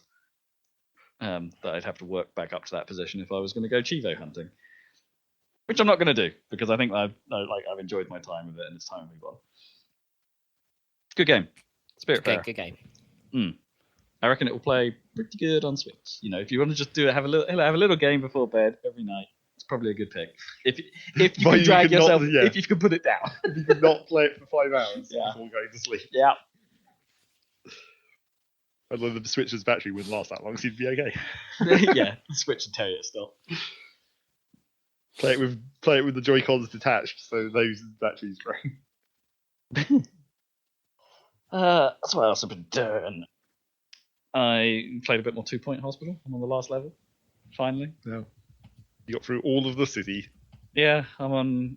At Cock and I guess it's the last level. I'm on Cock and Booze. This is the one that looks like a concentric circles. Yeah, that's the last one. Yeah. I mean, there's lots of things happening that seem to mean my reputation should go down, but it's not going down. Nope.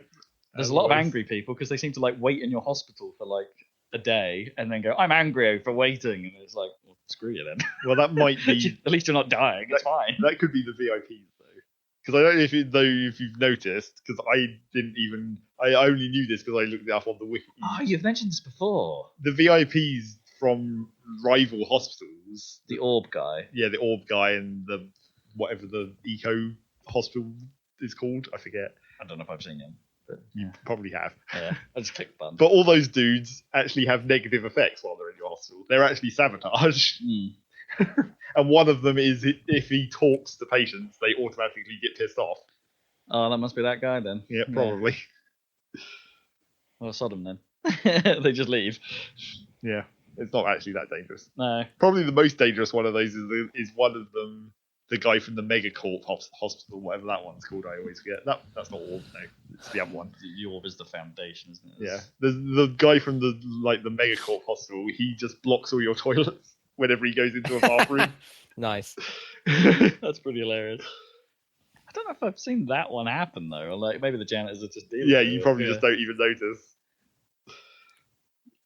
It's a very weird system. Because, again, I knew that because I looked that up on the wiki, but I didn't look that up on the wiki. I was looking up something related and found that out. Because the game never tells you this at any point. I mean, it feels like that would be better as one of those systems where if there was some actual, more of a game mechanic around following that guy around the hospital, right? So yeah. If the game made you pay attention to him rather than just say, yeah, visit. Yeah, I guess. Then maybe a system like that makes more sense. It's just a weird... if you had some more if you could, as a manager, interact with the people in your hospital, maybe, yeah, and be like, oh, if he speaks to that customer or that patient, maybe I can do something to that patient. I have more options to make that patient happy again, to mitigate the effect. If the effect was worth worrying about, well, yeah, because it is. None of it matters. Yeah, but it is just it's a very weird thing where it's just the game never tells you about it. And it's literally bad, but it also doesn't matter. So it's another one of those systems in 2 Point Hospitals where it's this is pretty pointless. So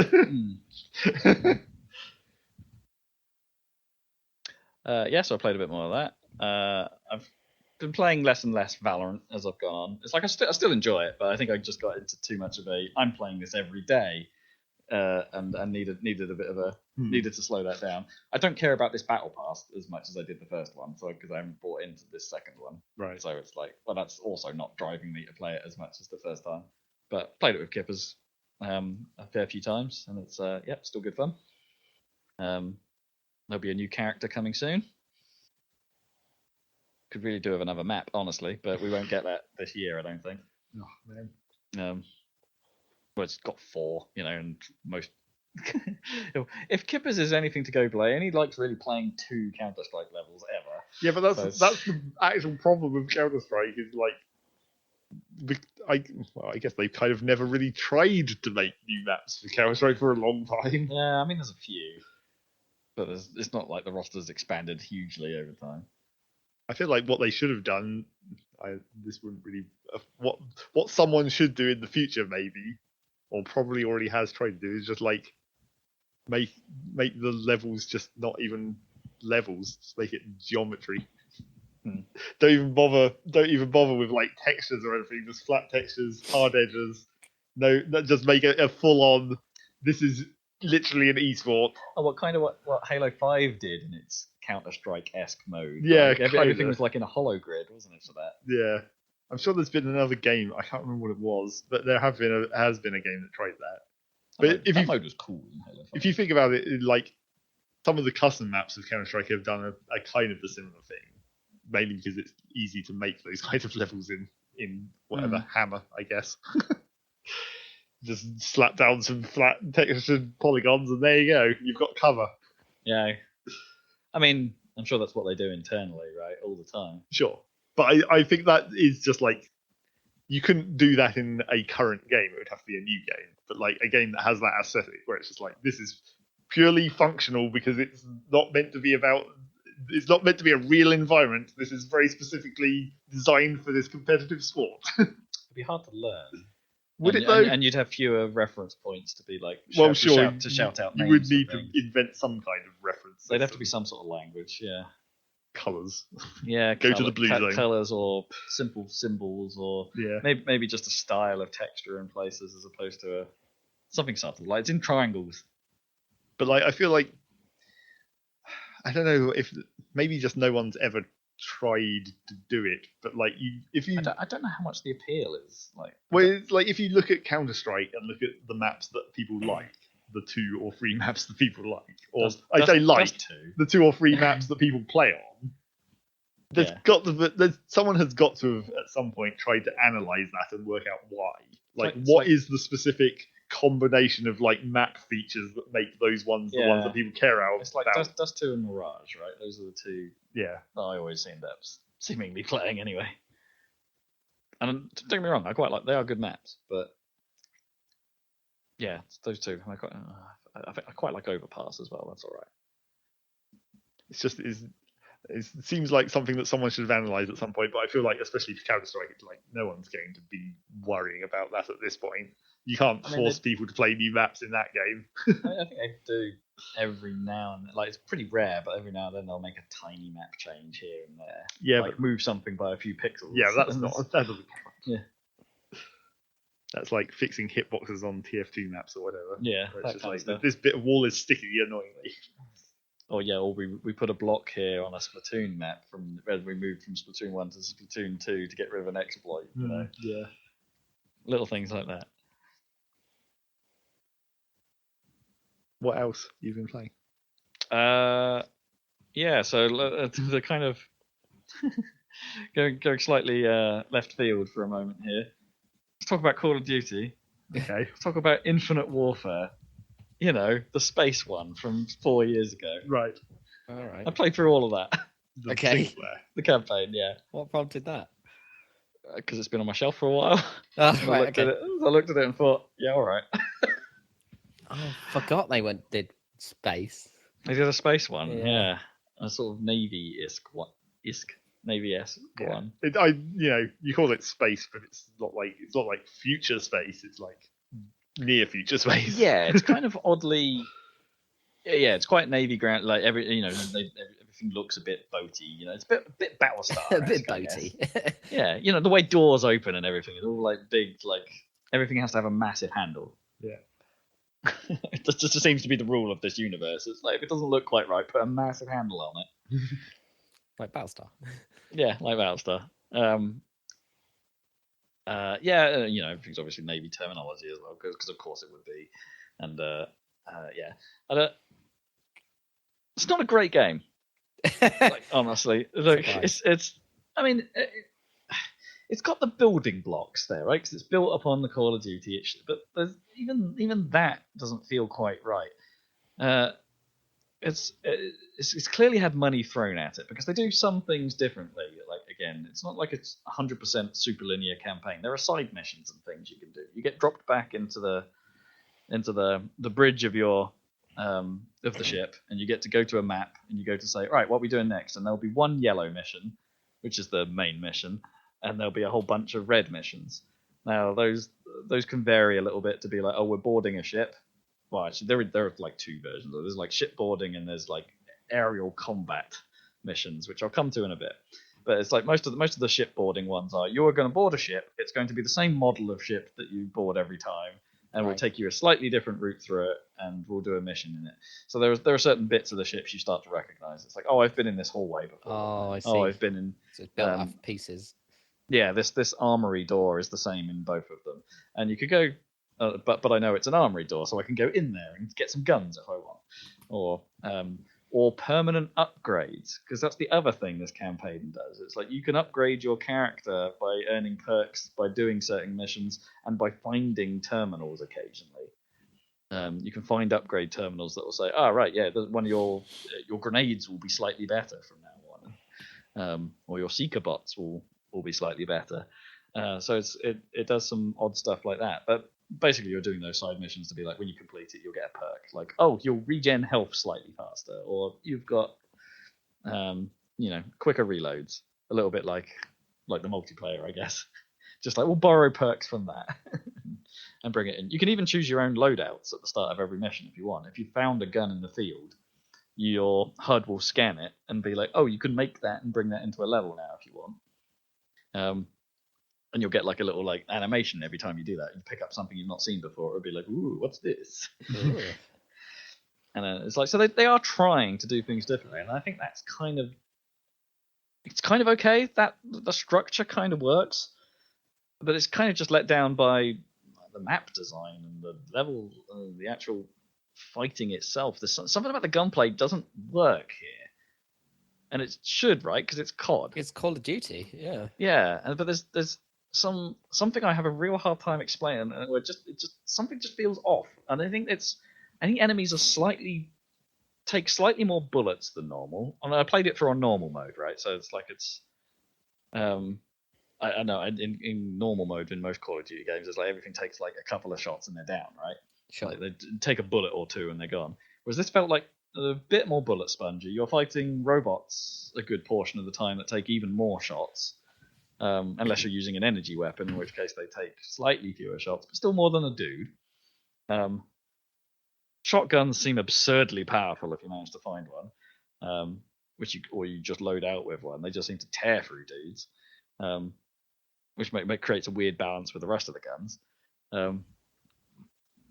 Yeah, I don't know. It's hard to explain, and I think that the visual design doesn't help it either. And I find there are just spots where it's like, okay, the room might be filled with like 10 guys. You're standing one direction. You've got 10 guys like at the other end of the room in various degrees of cover, or standing in various, all looking at you and shooting at you from there. And I have a hard time seeing them all, like just picking them out from the environment. Like, and it's not super obvious that everything sort of blends in, and I find that a little bit frustrating. It's like I got to a point where I was actually wondering at some point in the game, it's like, is there like a colorblind mode I could turn on that just highlights bad guys? Blimey. Like, because it was getting really frustrating, and there are certain gun sights even that actually have that are supposed to put like when you aim down sight like highlight enemies, but they highlight in like a weird beigey yellow, so it's not like even that is super vibrant to be like here's a guy, shoot him. It's like is that's sort of a guy, I guess. I just found that really frustrating throughout the playthrough. But I also there's just bits. Level design didn't really like lend itself too much to being like, oh, I'm in cover here. I know I can run around here and flank a guy. There were a couple of moments where I did that successfully. Other times you just run around there and you try and flank a guy, and there's a whole group of other people just standing there shooting at you anyway. So it's like, well, I'm not really flanking the rest of the crew because now they all know I'm here because I've run into this other group of dudes. And it's like, so this doesn't really feel like I'm outsmarting the game at many points. There are places where that works, and there's places where that definitely doesn't, and it sort of all falls apart. And it's all bolstered up by a story that is so hard to care about. It really is like they didn't put any thought into it at all. You've got Earth, the good guys. We are in Geneva. We've united the world. Everyone is happy. You know who isn't happy? People who live on Mars. These are bad guys. We will call them the Settlement Defense Front, or SetDef for some reason. And they are bad guys. They are led by that dude from Game of Thrones. They want to destroy Earth, and everyone from it. And that is it. That is all you get as terms of like plot and setting. It's like there's good guys, there's bad guys. Go gunfight. There's no nuance to it, and it's like it doesn't really ever explain itself throughout the plot. It's just like they get the upper hand right at the start of the game and put you on a bad footing, and you're trying to survive, and it feels like you should be just trying to survive to try and pick your way through this terrible situation. But of course, you're an elite Scar team, so it's like you're tearing them up whenever you see them, pretty much. Yeah. So it's like these two guys in like planes can rip apart a whole battleship. Apparently, it's ridiculous and dumb, and there's boring. Like the plot is dull. There's nothing to it. It's trying to be like crazy, wacky out there or whatever, and end up boring. You missed the mark. I totally missed it. It's like it's so by the numbers.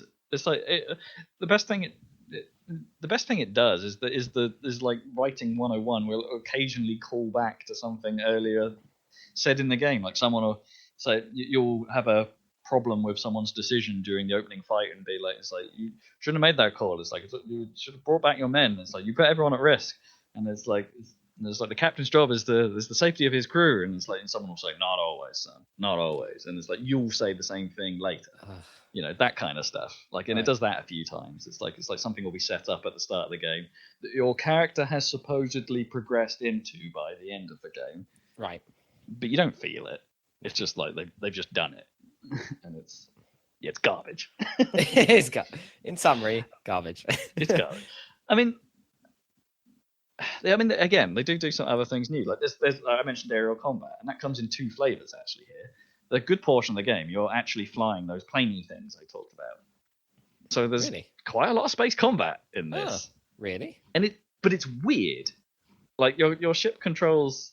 It doesn't control like a jet. It's like you're not like traveling with constant velocity forwards and then like working your way, like just steering and stuff. You travel fastest when you're traveling forwards, but you can just pull back or pull left and right on the left stick at any time, and then you're strafing about.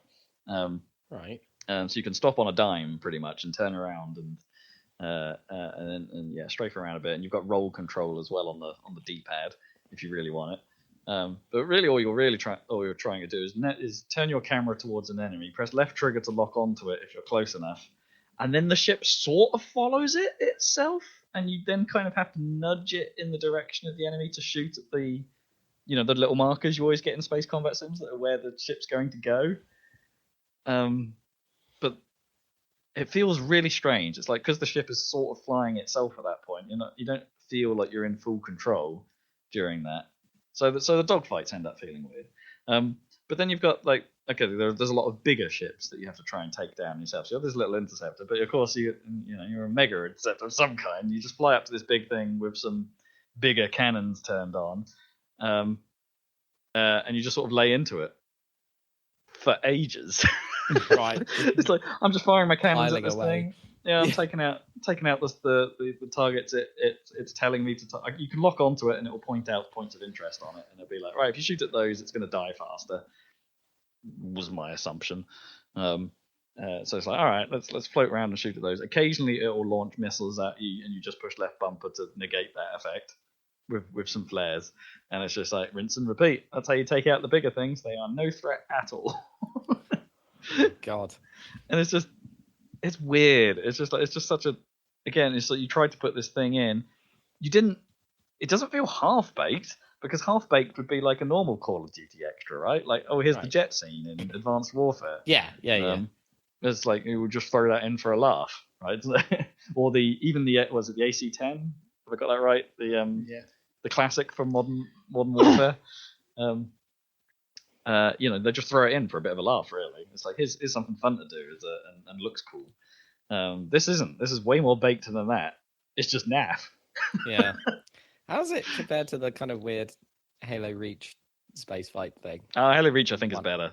Oh, really? Like, and that was only like 10 minutes. I mean, to be honest. that's thrown in, but it's like there's something about that it's that effect again, right? It's kind of thrown in, and it's kind of they've done the COD way, right? It's there to have to be a bit of fun, but even that that felt like a nice what's the word, excursion from Halo, whereas there's so much of this that you don't get that nice excursion feeling here. Yeah, fair.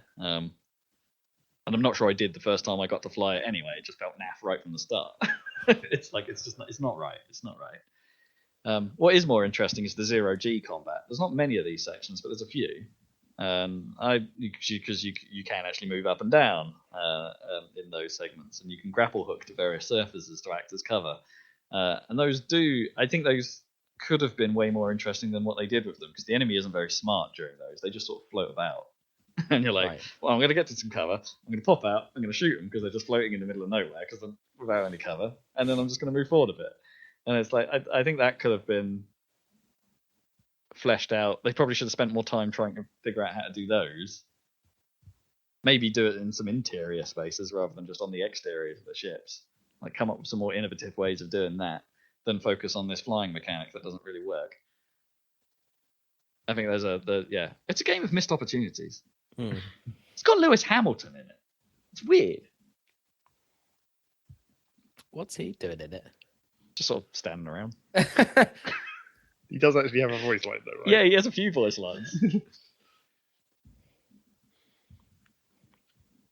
And at the end, it just feels like it sort of ends as well. The story's like, well, I don't know if you actually beat them. You beat the one guy, I guess, that was supposed to be a bad guy. Spoilers for a 4-year-old Call of Duty game. Who cares? But then I'm not really sure if you've won the war or not, or what. Like, most people are dead. Like, almost everyone's dead, basically. Everybody dies. I was hoping for a bit more. I'd heard it wasn't a favourite, but I didn't realise quite why. Now I know. So the final thing I want to talk about very briefly is today I started playing my friend Pedro. That banana game. What's the deal Still with not my the best friend description Pedro? of it. So my friend Pedro, it's a 2D banana game. Stylish platformer shooter, like I would call it. So you platform around, you move left and right with left stick, you jump with A, you can slow down time, you aim with the right stick, you pull the trigger with right trigger. There you go. It's one of those. But it's sort of like it's all designed to be like you're one guy who's having a psychotic break or something because he's talking to an imaginary banana called Pedro. Pedro. Vote for Pedro. And so the whole game has this slightly bizarre slant on it. And at the start of it, you're going through like warehouses and things, and just it teaches you how to do slow motion jumps. And it's like, oh, while you're jumping in the air, if you lock onto someone with left trigger and then move your aim to some other guy with the right trigger, you shoot both of them at the same time. Wicked cool, right? And it's like, actually, you know what? That is pretty cool. I can wander through a room. I can dance around on top of a barrel, avoiding bullet fires, and this barrel will just run over a guy. That's kind of fun. I can shoot out stuff from the ceiling, and stuff will fall on guys. That's kind of fun. I can kick a frying pan into the air, shoot bullets into the frying pan, and they'll ricochet into guys. That's pretty fun. It's pretty fun. It's kind of nonsense, but it's pretty fun. It's not.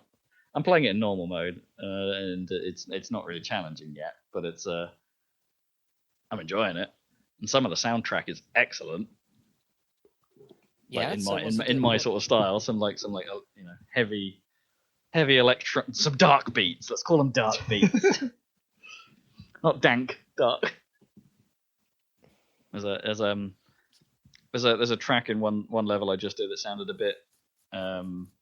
Well, Zach will know what I'm talking about. Like, a bit like Bitnik from the Lethal League soundtrack, Right. but with more guitars than heavy ass synth, and it's cool. So I've just started that. I'll talk more later. It seems pretty neat. We'll talk more later. Cool. More Pedro friending next week then, or My friend Pedro. sweet. Let's move on to Zachary Burgess. Yep. After I sneezed, apparently I'm allergic to talking about frying pans. But kettles, that's no problem. Is it the bananas that do it, right? No. Could be the bananas. But speaking of frying pans, convenient segue, kind of. Is there a frying pan segue? For some reason, out of the blue, they updated Left 4 Dead 2 with a new map. Right, yeah, they did. It's like a community map, isn't it? But yeah, like it's a community, like it's a survival map that had been expanded into a campaign, and also a bunch of other stuff in this update as well. It's not just that one thing. A bunch of other survival maps and a few other bits and pieces. But yeah, they updated Left 4 Dead 2, and for years I had been saying I want to play Left 4 Dead 2 again, but you know I can't get 4 people together, so it's never happened. I mean, us 3 and Kiffers, we could get a team. We just need to be organised. We just need to actually have people that are on Steam reliably. Yeah, I mean that's which none of us are, except for Zach. It's never going to happen. We're never going to organise a time to actually have 4 people together. But anyway, I at least reinstalled it in preparation for that theoretical day where that could happen. And then I went in there and was like, wait, you installed that and not Valorant? How dare you? It was the amount of space that I had left, pretty much. The exact amount of space. How convenient. Well, yeah, it was. Because I didn't have to fucking uninstall anything. Not even Rocket League yet. Oh, you still haven't? No. But I went in there and just ran through No Mercy with bots on normal. Because I had remembered that, you know, the classic Left 4 Dead problem, normal is too easy, expert is too hard. Yeah, the difference is quite extreme, isn't it? But so yeah, what do you choose then? You just choose normal if you're playing it by yourself, especially. Not that the bots are incompetent. In fact, they might be too competent in some ways. Like, they're real good at instantly killing your special infected as soon as they come into view. I remember that, yeah.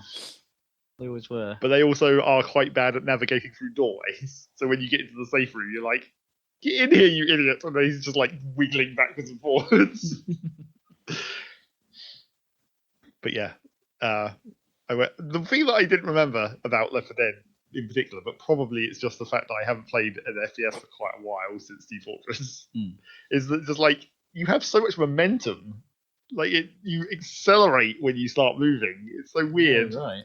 Like old style FPSs, yeah. Yeah, it feels quite weird when you haven't done that for a while, and also you know you don't aim down sights in that game apart from the specific guns that have scopes. Sure. But yeah. That was should be fine. There's none of that in TF. No, that's why I was thinking. Why do I find that weird? I guess it's because technically the most recent FPS we played was Halo. There's not a lot of aim down sights on that. No, either. but not most of the time, but just a few. I mean, there is in Halo 5, but yeah, not so much in the others. But yeah, I ran through that, and I played. The thing is, I was playing No Mercy, obviously the first. From Left 4 Dead 1 because they imported the Left 4 Dead 1 stuff into Left 4 Dead 2. But that also means you get the Left 4 Dead 2 special infected, which I never liked the concept of, and I did like it when I played it like this because the thing is they recorded some new voice lines for the original 4 survivors to call out the new special infected. So they will still call them out by name. But they didn't then record all the other voice lines that are needed. Like they'll call out when they see a spitter, but if the spit hits you, they just like generically swear and get annoyed. Oh no! It's just like they don't say anything about the spit, and like I'm covered in spit. And they also didn't like record voice lines for like the adrenaline pickups that were in Left 4 Dead 2, Phil's here. but now spawn in Left 4 Dead 1. They're just like, look at this. Oh, I see. Which is like that's not actually helpful in any way to just be like, look at this. Pills here.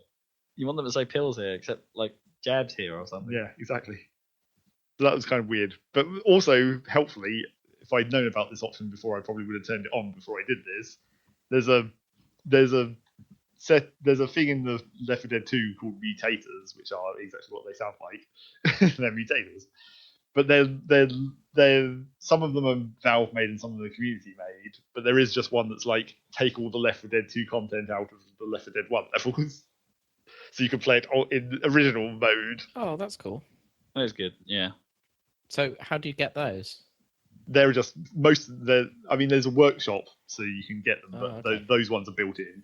Like there's quite a few built-in ones that some of them are made by Valve and some of them are still community, but they are built in. Yeah, and if you're setting up a private server, presumably that's pretty easy to just turn on. Yeah, and single player anyway, which doesn't appear to create a weird single player server or anything. It does actually have single player. Right.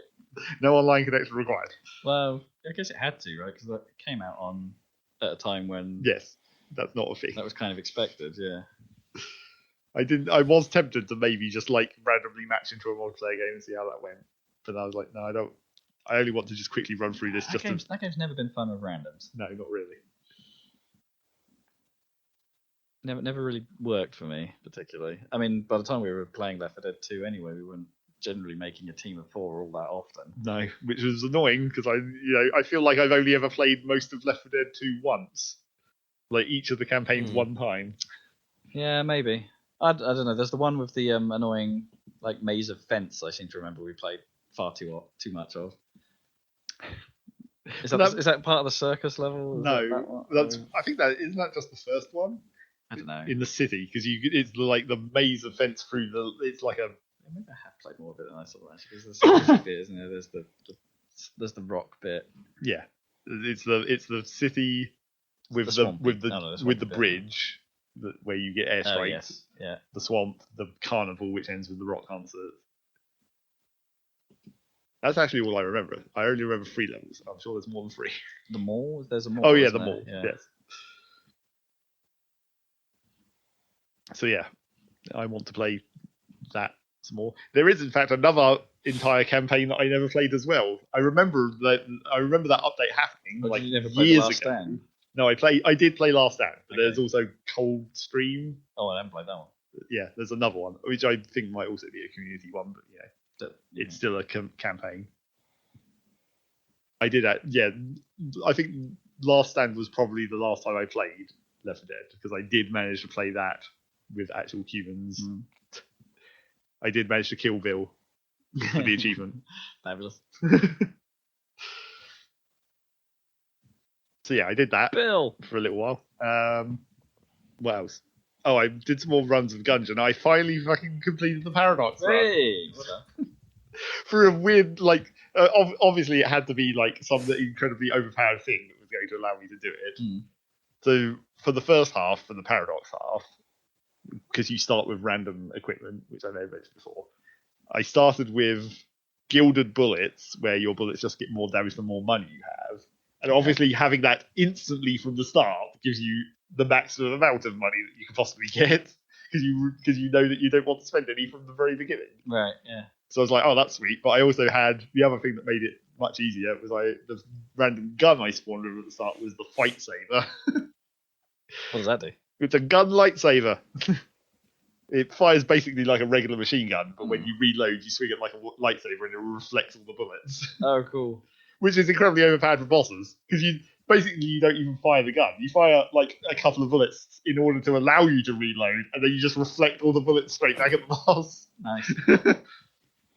So that made the Paradox half of the run pretty easy.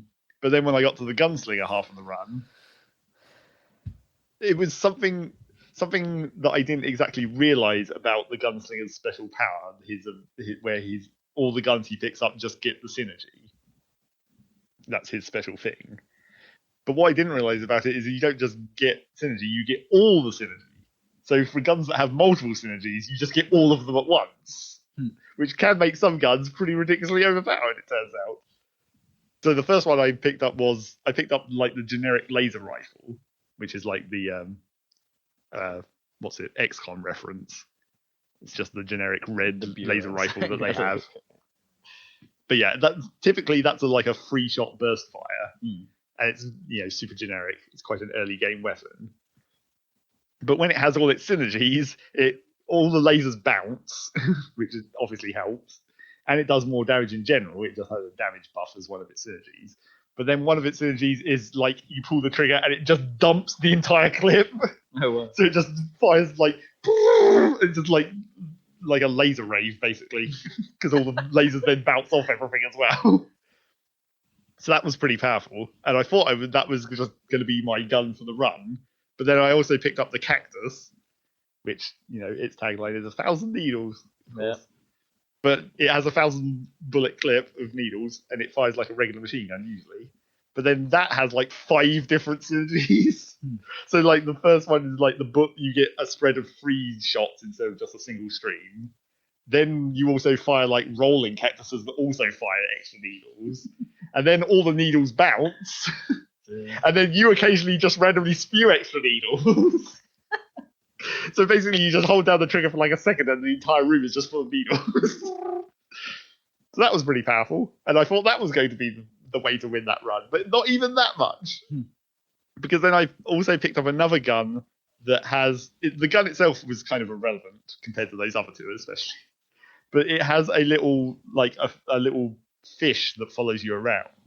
And that fish tells you what's inside chests. Huh.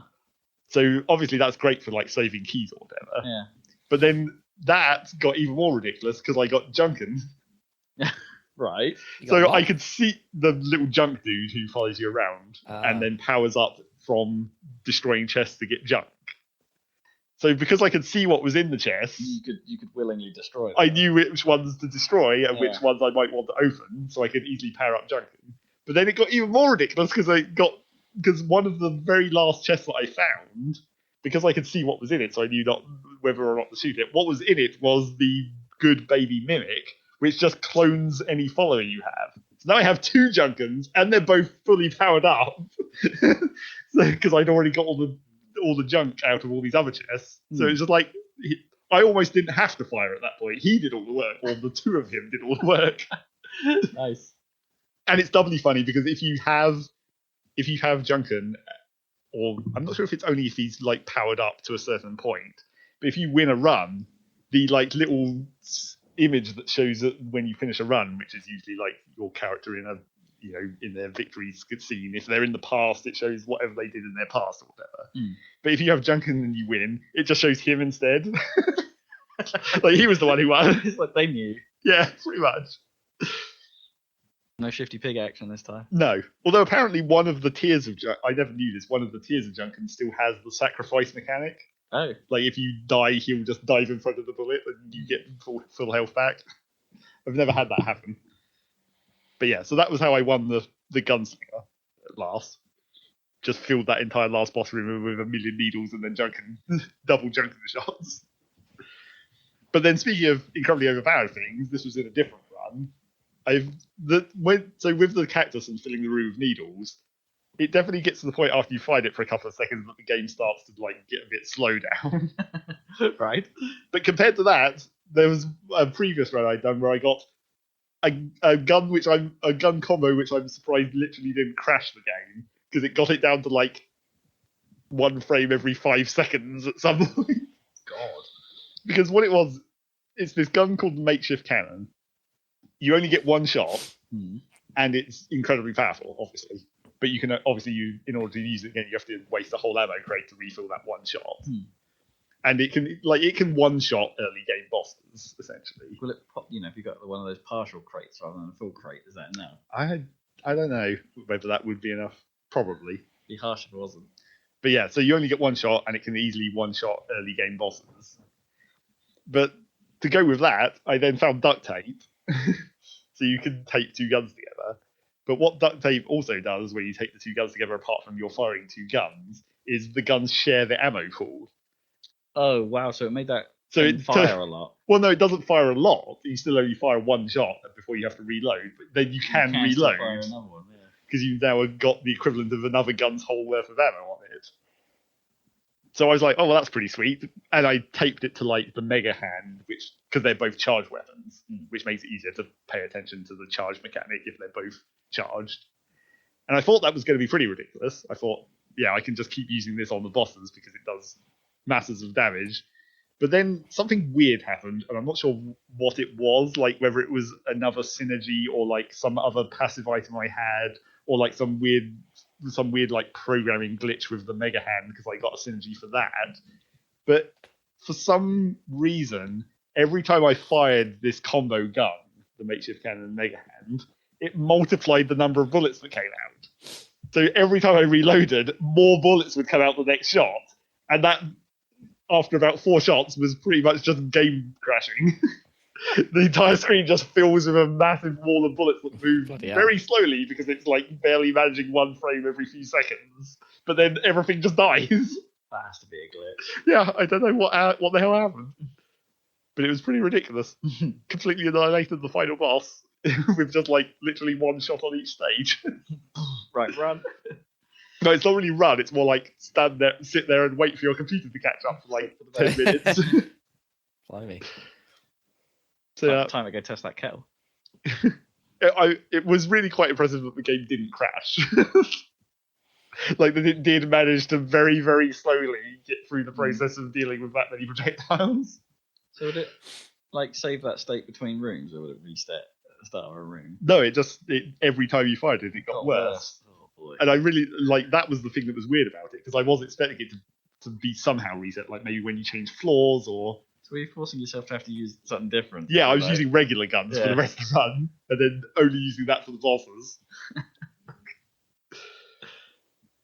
So yeah, I finally have not really completed Gungeon because I've still got like one more secret boss, even. Really? Well, two more secret bosses technically. Oh, blimey. Because I've never fought the advanced dragon, of course, from the advanced dragon update. Gungeon, yeah.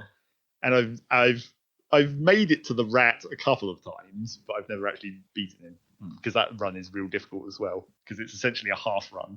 It's like you only get the first 3 floors, and then you have to do this super hard boss. So I don't know about that.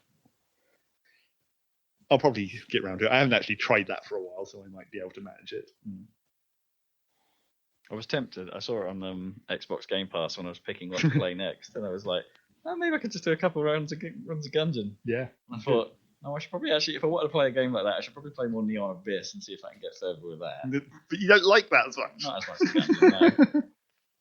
And then I saw Pedro and was like, sold. Well, yeah, fair enough. Play something new, I guess. Yeah. And then, what else have I even been playing? I don't even remember at this point. I guess I went into Animal Crossing a little bit for the setting up for the Halloween get some pumpkins planted. There's a Halloween what's it? Is it like black? Well, according to black YouTube, there are what's Delicious. According to my YouTube adverts.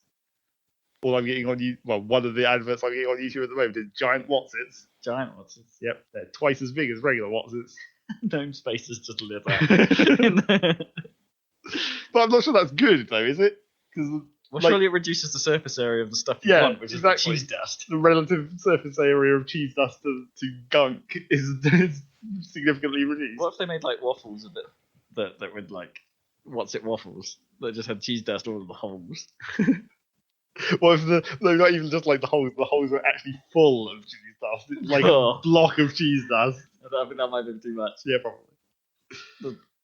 A bit of my brain just goes, I don't want just the dust. I do need a delivery mechanism for the dust. Yeah, I haven't been playing Rocket League still, although I have thought about it several times. And annoyingly, my brain comes at it in completely the wrong direction. What? It's like I start thinking about it, and I'm like, do I really care about that Epic Games thing? Well, I could just go and install the Epic Store and play it for free on there instead if I don't want to link to my Steam. Oh wait, they removed Solo Standard. Yeah. You You have to start with that. That's the main reason you start. Like, yeah. The rest of it I can forgive, but yeah, removal of Solo Standard is a game breaker. And then obviously for you anyway, sure, because I don't have anyone to play with. Yeah. Well, we just haven't Friday nighted for a while, and this season sucks. Well, so obviously, and apparently, the free-to-play apocalypse has begun in terms of like Smurfs and the servers are bad, all that stuff. And then obviously I played Small Factorio, I guess, as I do. I'm still uploading those videos. Still happening. Yep. The series continues. There was an Easter egg that was pretty much only for Rob in episode 7. Oh, was there? Oh, I think I was. No, I don't think. I doubt you'll even see it. Is the thing. I put it in there just. Well, maybe, but I put it in there just for fun. And I'm going to spoil it because there's no point in actually making Rob watch that. Okay. You can at least show me that specific bit later on after the show. Well, it's not surprise me that way. It's not even that interesting. Basically, when I downplay your own video, Happy Salad content's not that interesting. Well, when I was doing the sped up footage section, when I got to the point where I was making a coal mine and I was setting up a train. Did you put a quote on screen saying "and back to the normal speed"? No, because which you sometimes do for some reason. No. It was when I was setting up the coal mine and I was making trains to run the coal back to base, and I made a. Were you at home on the rails? Yeah, I made a blueprint for the coal train, and when I was typing in when I was typing in the name for the blueprint, I just wrote coal train woo, woo, just for Rob that one. Excellent. Thank you. You know, I appreciate it. The train is a smooth ride. He's at home on the rails because that's Yes. literally the only place you can place them in the factory. I found that really annoying because for some reason when you can blueprint a train, so it stores like all the information of like what you want the carriages to store and that kind of stuff. But you can only place them onto rails, but it's quite finicky about like actually allowing you to do it. Like it's not just that the blueprint has to appear like it's on the rails, like your mouse cursor also has to, because the blueprint snaps to the rails quite far away, but your mouse cursor has to actually also be over the hitbox of the rail. It's kind of awkward, but it's not that important. But yeah, I played some more of my modded run as well. Started messing around with even more ridiculous automation where you can basically turn the trains into like the robo network. Because the way the robots work is you have requester chests and you have supply chests essentially. And so the requester chest pings a request and then the robots just deliver it. It's like, okay, that's fine. But you can also, there's this mod that allows you to basically do that with trains rather than setting train schedules where you like go to this stop, wait until full, go to this stop, wait until empty. Mm-hmm. You can just essentially have it programmatically do that via a system similar to the robots. So you just have a requester chest at one station that says, I want 3,000 iron. And then at your mines, you just have a thing that says, this mine currently has iron available. And then it automatically just sends the train wherever it needs to go. Oh, I see. Okay. Which is sort of a time That's saver, cool. but it's kind of an awkward, it's a mod thing. So it's in its own way. It's Right. Naturally. And again, it's another. Also, it's kind of another one of those. It's running, scripts in the background, so it just makes the game run slightly worse in general. Because I've been using those AI miners as well, where you automate the process of sending little mining vehicles out to the deposits rather than just putting a mine on them. Yeah. And I think I'm definitely starting to feel like the CPU damage there, where it's like okay. it's not running perfectly already, and I'm not even that far into like a very large base or anything. But it seems like there's going to come a point not too far away where like regular mines are still going to outpace the like little mine vehicles. Because the only reason I'm using those mine vehicles at the moment is because they are actually better than putting a physical mine down currently. Right. But this mod also like ups the amount of modules you can fit in mines and increases their area and that kind of stuff. So eventually mine buildings will outpace mobile miners, so then I won't have to do all that AI stuff any longer. Right. Get these sorted. But it was interesting to fix that problem. Do that little puzzle of programming these things using Factoria's weird mechanics. Which is actually really awkward and is a sort of it's a limitation of like timing because of the tick rate of the game. When a circuit signal goes into a combinator which does the calculation or whatever, it takes one tick to do the process. So obviously if you're running several different calculations in parallel but you need the results to all happen at the same time, you have to like add extra pointless combinators that just buffer an extra tick worth of calculation time to make them all line up at the end. Which can get very confusing because it's hard to. There's not really any way you can visualize that in game. Like you have to just sort of count the line. Yeah, count the line and see like this this process takes 5 different calculations, so it takes 5 ticks. So this line also has to be 5 ticks long. I wish there was a way you could just sync it.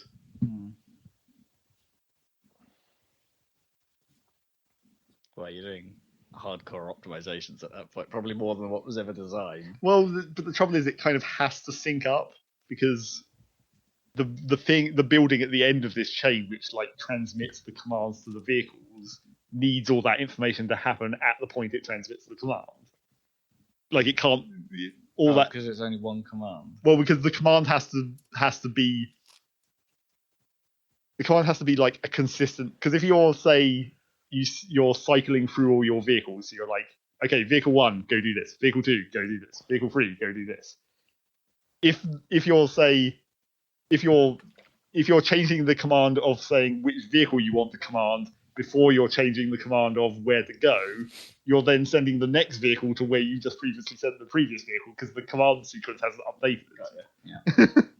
So it's really quite annoying to handle that. I wish there was just an easier way to like buffer the signals so that you could just say, now send the signal. I swear, half the bugs I've fixed in my actual job over the last 2 weeks have been very similar problems. Yeah, probably. Classic. Synchronization. Goddamn async. And I think that's more or less it. I feel like there was one other thing that I've played, but I've completely forgotten what it was. Because realistically, in the last like 3 days, all I've been doing is watch YouTube. Partially because of Minecraft, Steve, but partially because of other things. Steve. Too much YouTube in our lives, I think.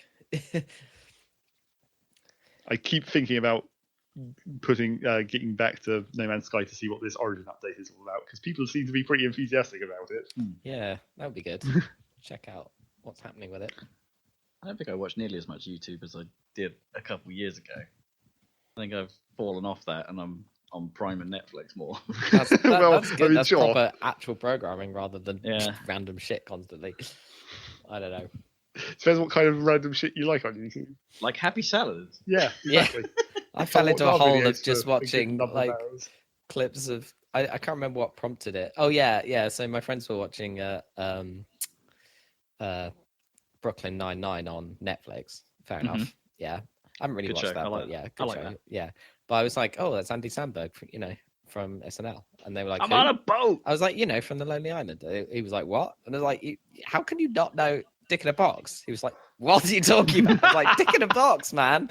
And then I was like, oh yeah, because it was the anniversary the other day of the classic, like the Dear Sister sketch, right? Which was actually a joke on the end of like the second season of the OC, which was that soap opera. Right. Remember that? Have you ever seen that sketch? No, I don't think I have. Because the scene in the OC is like, I don't know, Actually, one of them shoots one of the other one, and it starts playing that Imogen Heap song immediately. And the sketch is just like that over and over again. So everyone in the scene is just constantly shooting each other, and it keeps playing the song. And then Sheila Booth walks in, gets shot, and then it just goes around, and it's basically transcends it's Andy Samberg and Bill Hader, and then Sheila Booth walks in, and then Kristen Wiig walks in, and they all get shot.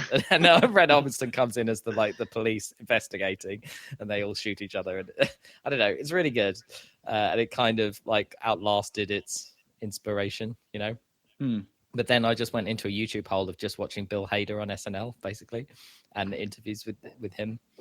And every single impression he does. And I hadn't even heard. You fell into a Hader hole. A Hader hole, yeah, because I didn't even know, like, he did this character on SNL that he's really famous for, but I'd never seen it before. Stefan, this like crazy, super gay, super nervous guy who comes on Weekend Update, and they always ask him what's a nice family thing to do in New York, and he comes up with these insane clubs or whatever. The hottest club in New York is this stupid thing, which always has all these ridiculous aspects to it, and has this thing involving midgets. Right? Yeah, exactly. And it's the same joke every time, but it's like it's really. But the best thing about it, and a lot of these that I've discovered, is that like there's an underlying in joke, right? So he wrote this character with his writing partner John Mulaney, who's now like a really successful stand-up, I guess. His stuff's on Netflix. But basically, the way SNL works is like, because it's live, they're writing it up to the point, and then they're all reading off cue cards. But John Mulaney would just change the jokes like before the air, so he was reading them for the first time live on air. And he's just like, he's terrible for corpsing. He's constantly cracking up. So that's part of the fun of it, is that he's constantly breaking character because he's being surprised by the jokes from his friend who's written it with him. So it's really fun. I don't think I've ever watched any like SNL properly. The thing is, I mean, like I see the odd clip here and there. That's the thing. It's like it's mostly kind of average to bad, right? But then occasional genius. But like I think the best stuff about it is when it's like going a bit wonky and wrong because it's live, right? So that's why this character's so good, is because he's constantly breaking, and that's really, really funny. But also, like some of the cast members, like they're obviously super talented, and then they go on to do amazing things. And it's been an institution that we don't have anything like that I mean, certainly not live. You know. I mean, what have we got? What's the nearest thing? Like Comedy Night at the Apollo or something, or whatever that is. Now that's the closest thing we've got to like just. Yeah, but that's like straight up stand up. Right? That is straight stand up. Yeah, there's not really a sketch show. It's sketch comedy. Yeah, I mean, but there's live barely a sketch show at all now anymore. Yeah, but even I then, mean, what we got? Famalam? Is that probably the only one I can think of? Because I was trying to think of equivalents, and like Spill Hader played this character on SNL called Vinny Videcci, who was like a ridiculous sort of Italian-y talk show host, and he talks like nonsense Italian. And the thing that reminded me of was Channel 9, right? Budros Gali. And that's kind of the closest I can think of is like Fast Show. Imagine if Fast Show Live, I suppose, is kind of the closest. But it changes over the years. Frangipangi, Chris Waddle. Yeah, Chris Waddle.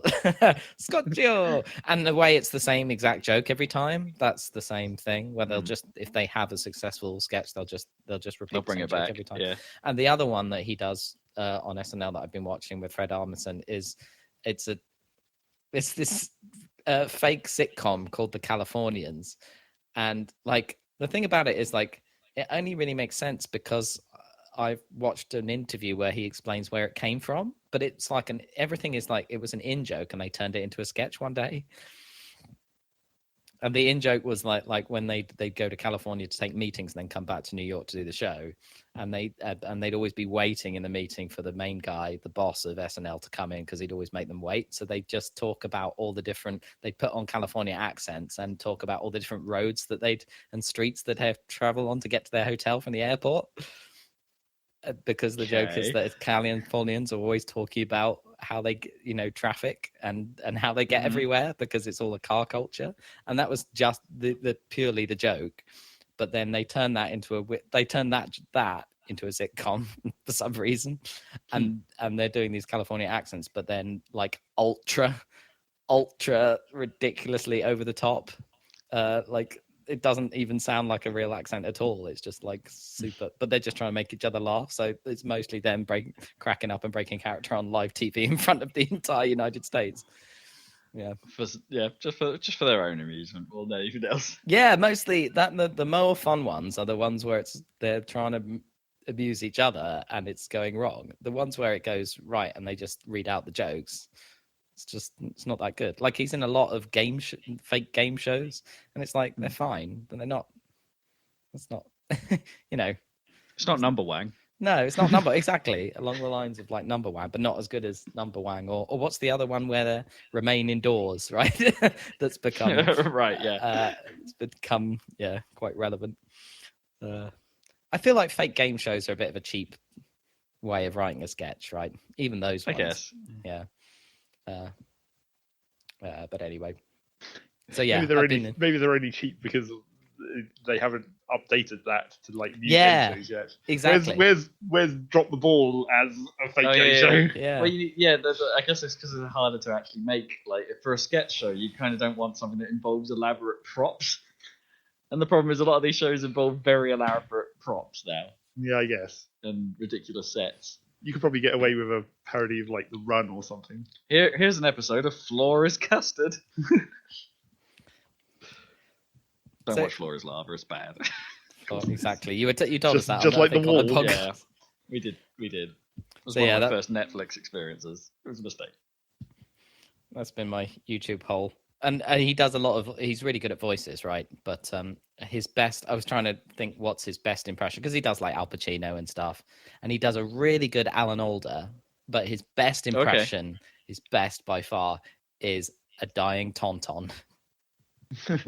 He sounds exactly like a Tauntaun. Okay. Yeah. Anyway. Excellent.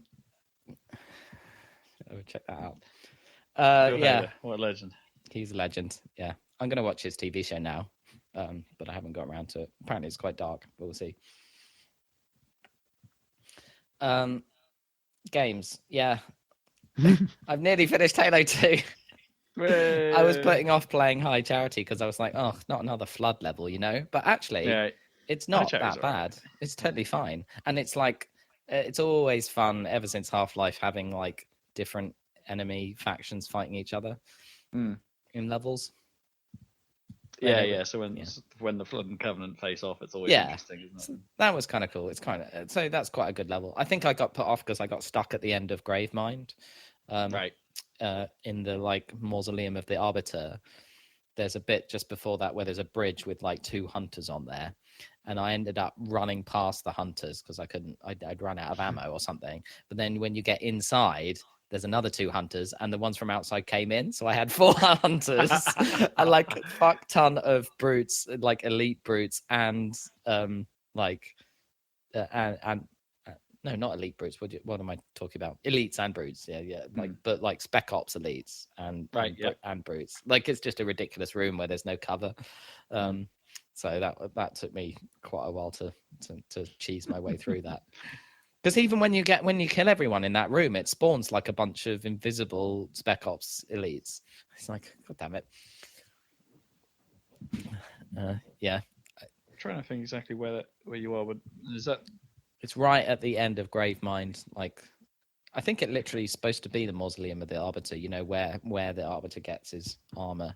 Right. In the cutscene at the start. Oh yes. No. I'm with you now. Is it one of the prophet fights in there as well, or?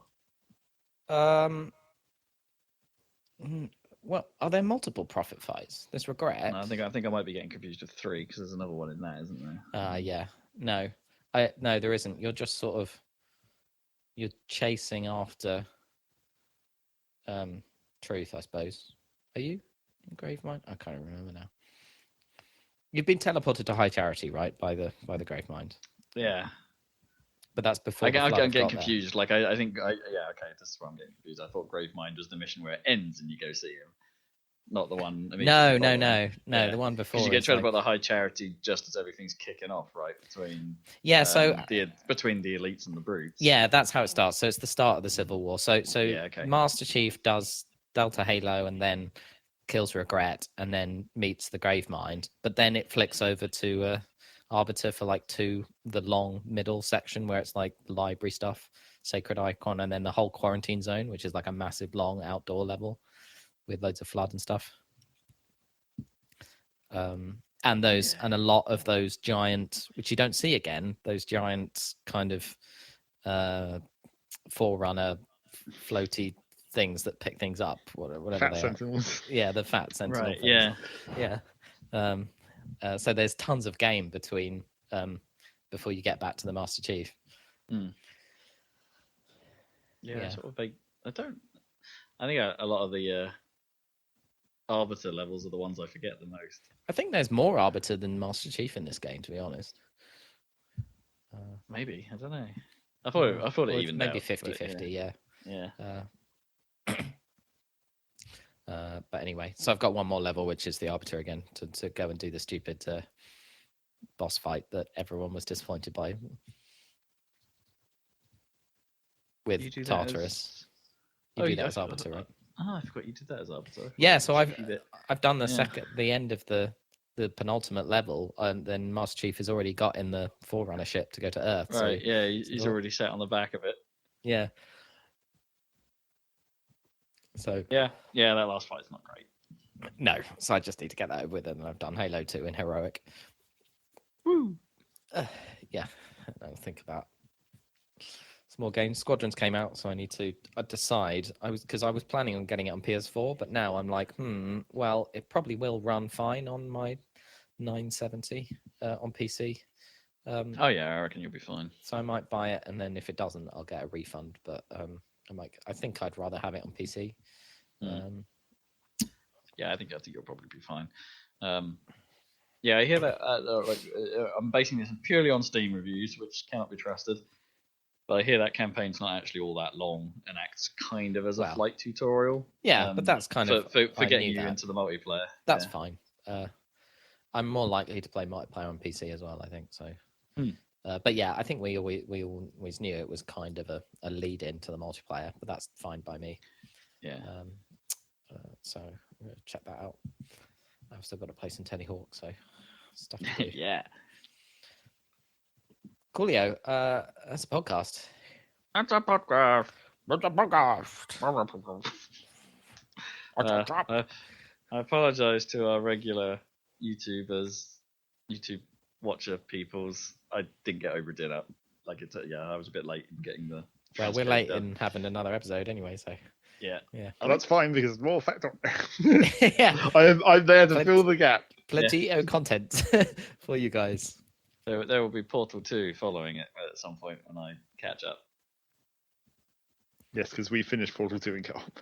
Spoilers. Yeah. Although We technically, I finished guess the we did. main story. Yeah, we There's did. more. There's the weird extra levels that must have been put in at some point after I played Portal 2 in co-op the first time, which admittedly was like pretty much immediately after the game came out. Yeah. So there has been like 9 years that they could have implemented that. I don't know when it was, but there's some weird bonus extra levels in the co-op, which seem quite hard, relatively speaking. Me and Rob. It's a long using video. brains. It will be a long video anyway. We lost track of time. Yes. Well, enjoy when that one goes up. And we'll be back in a couple of weeks for another Saladcast. Saladcast. Bye.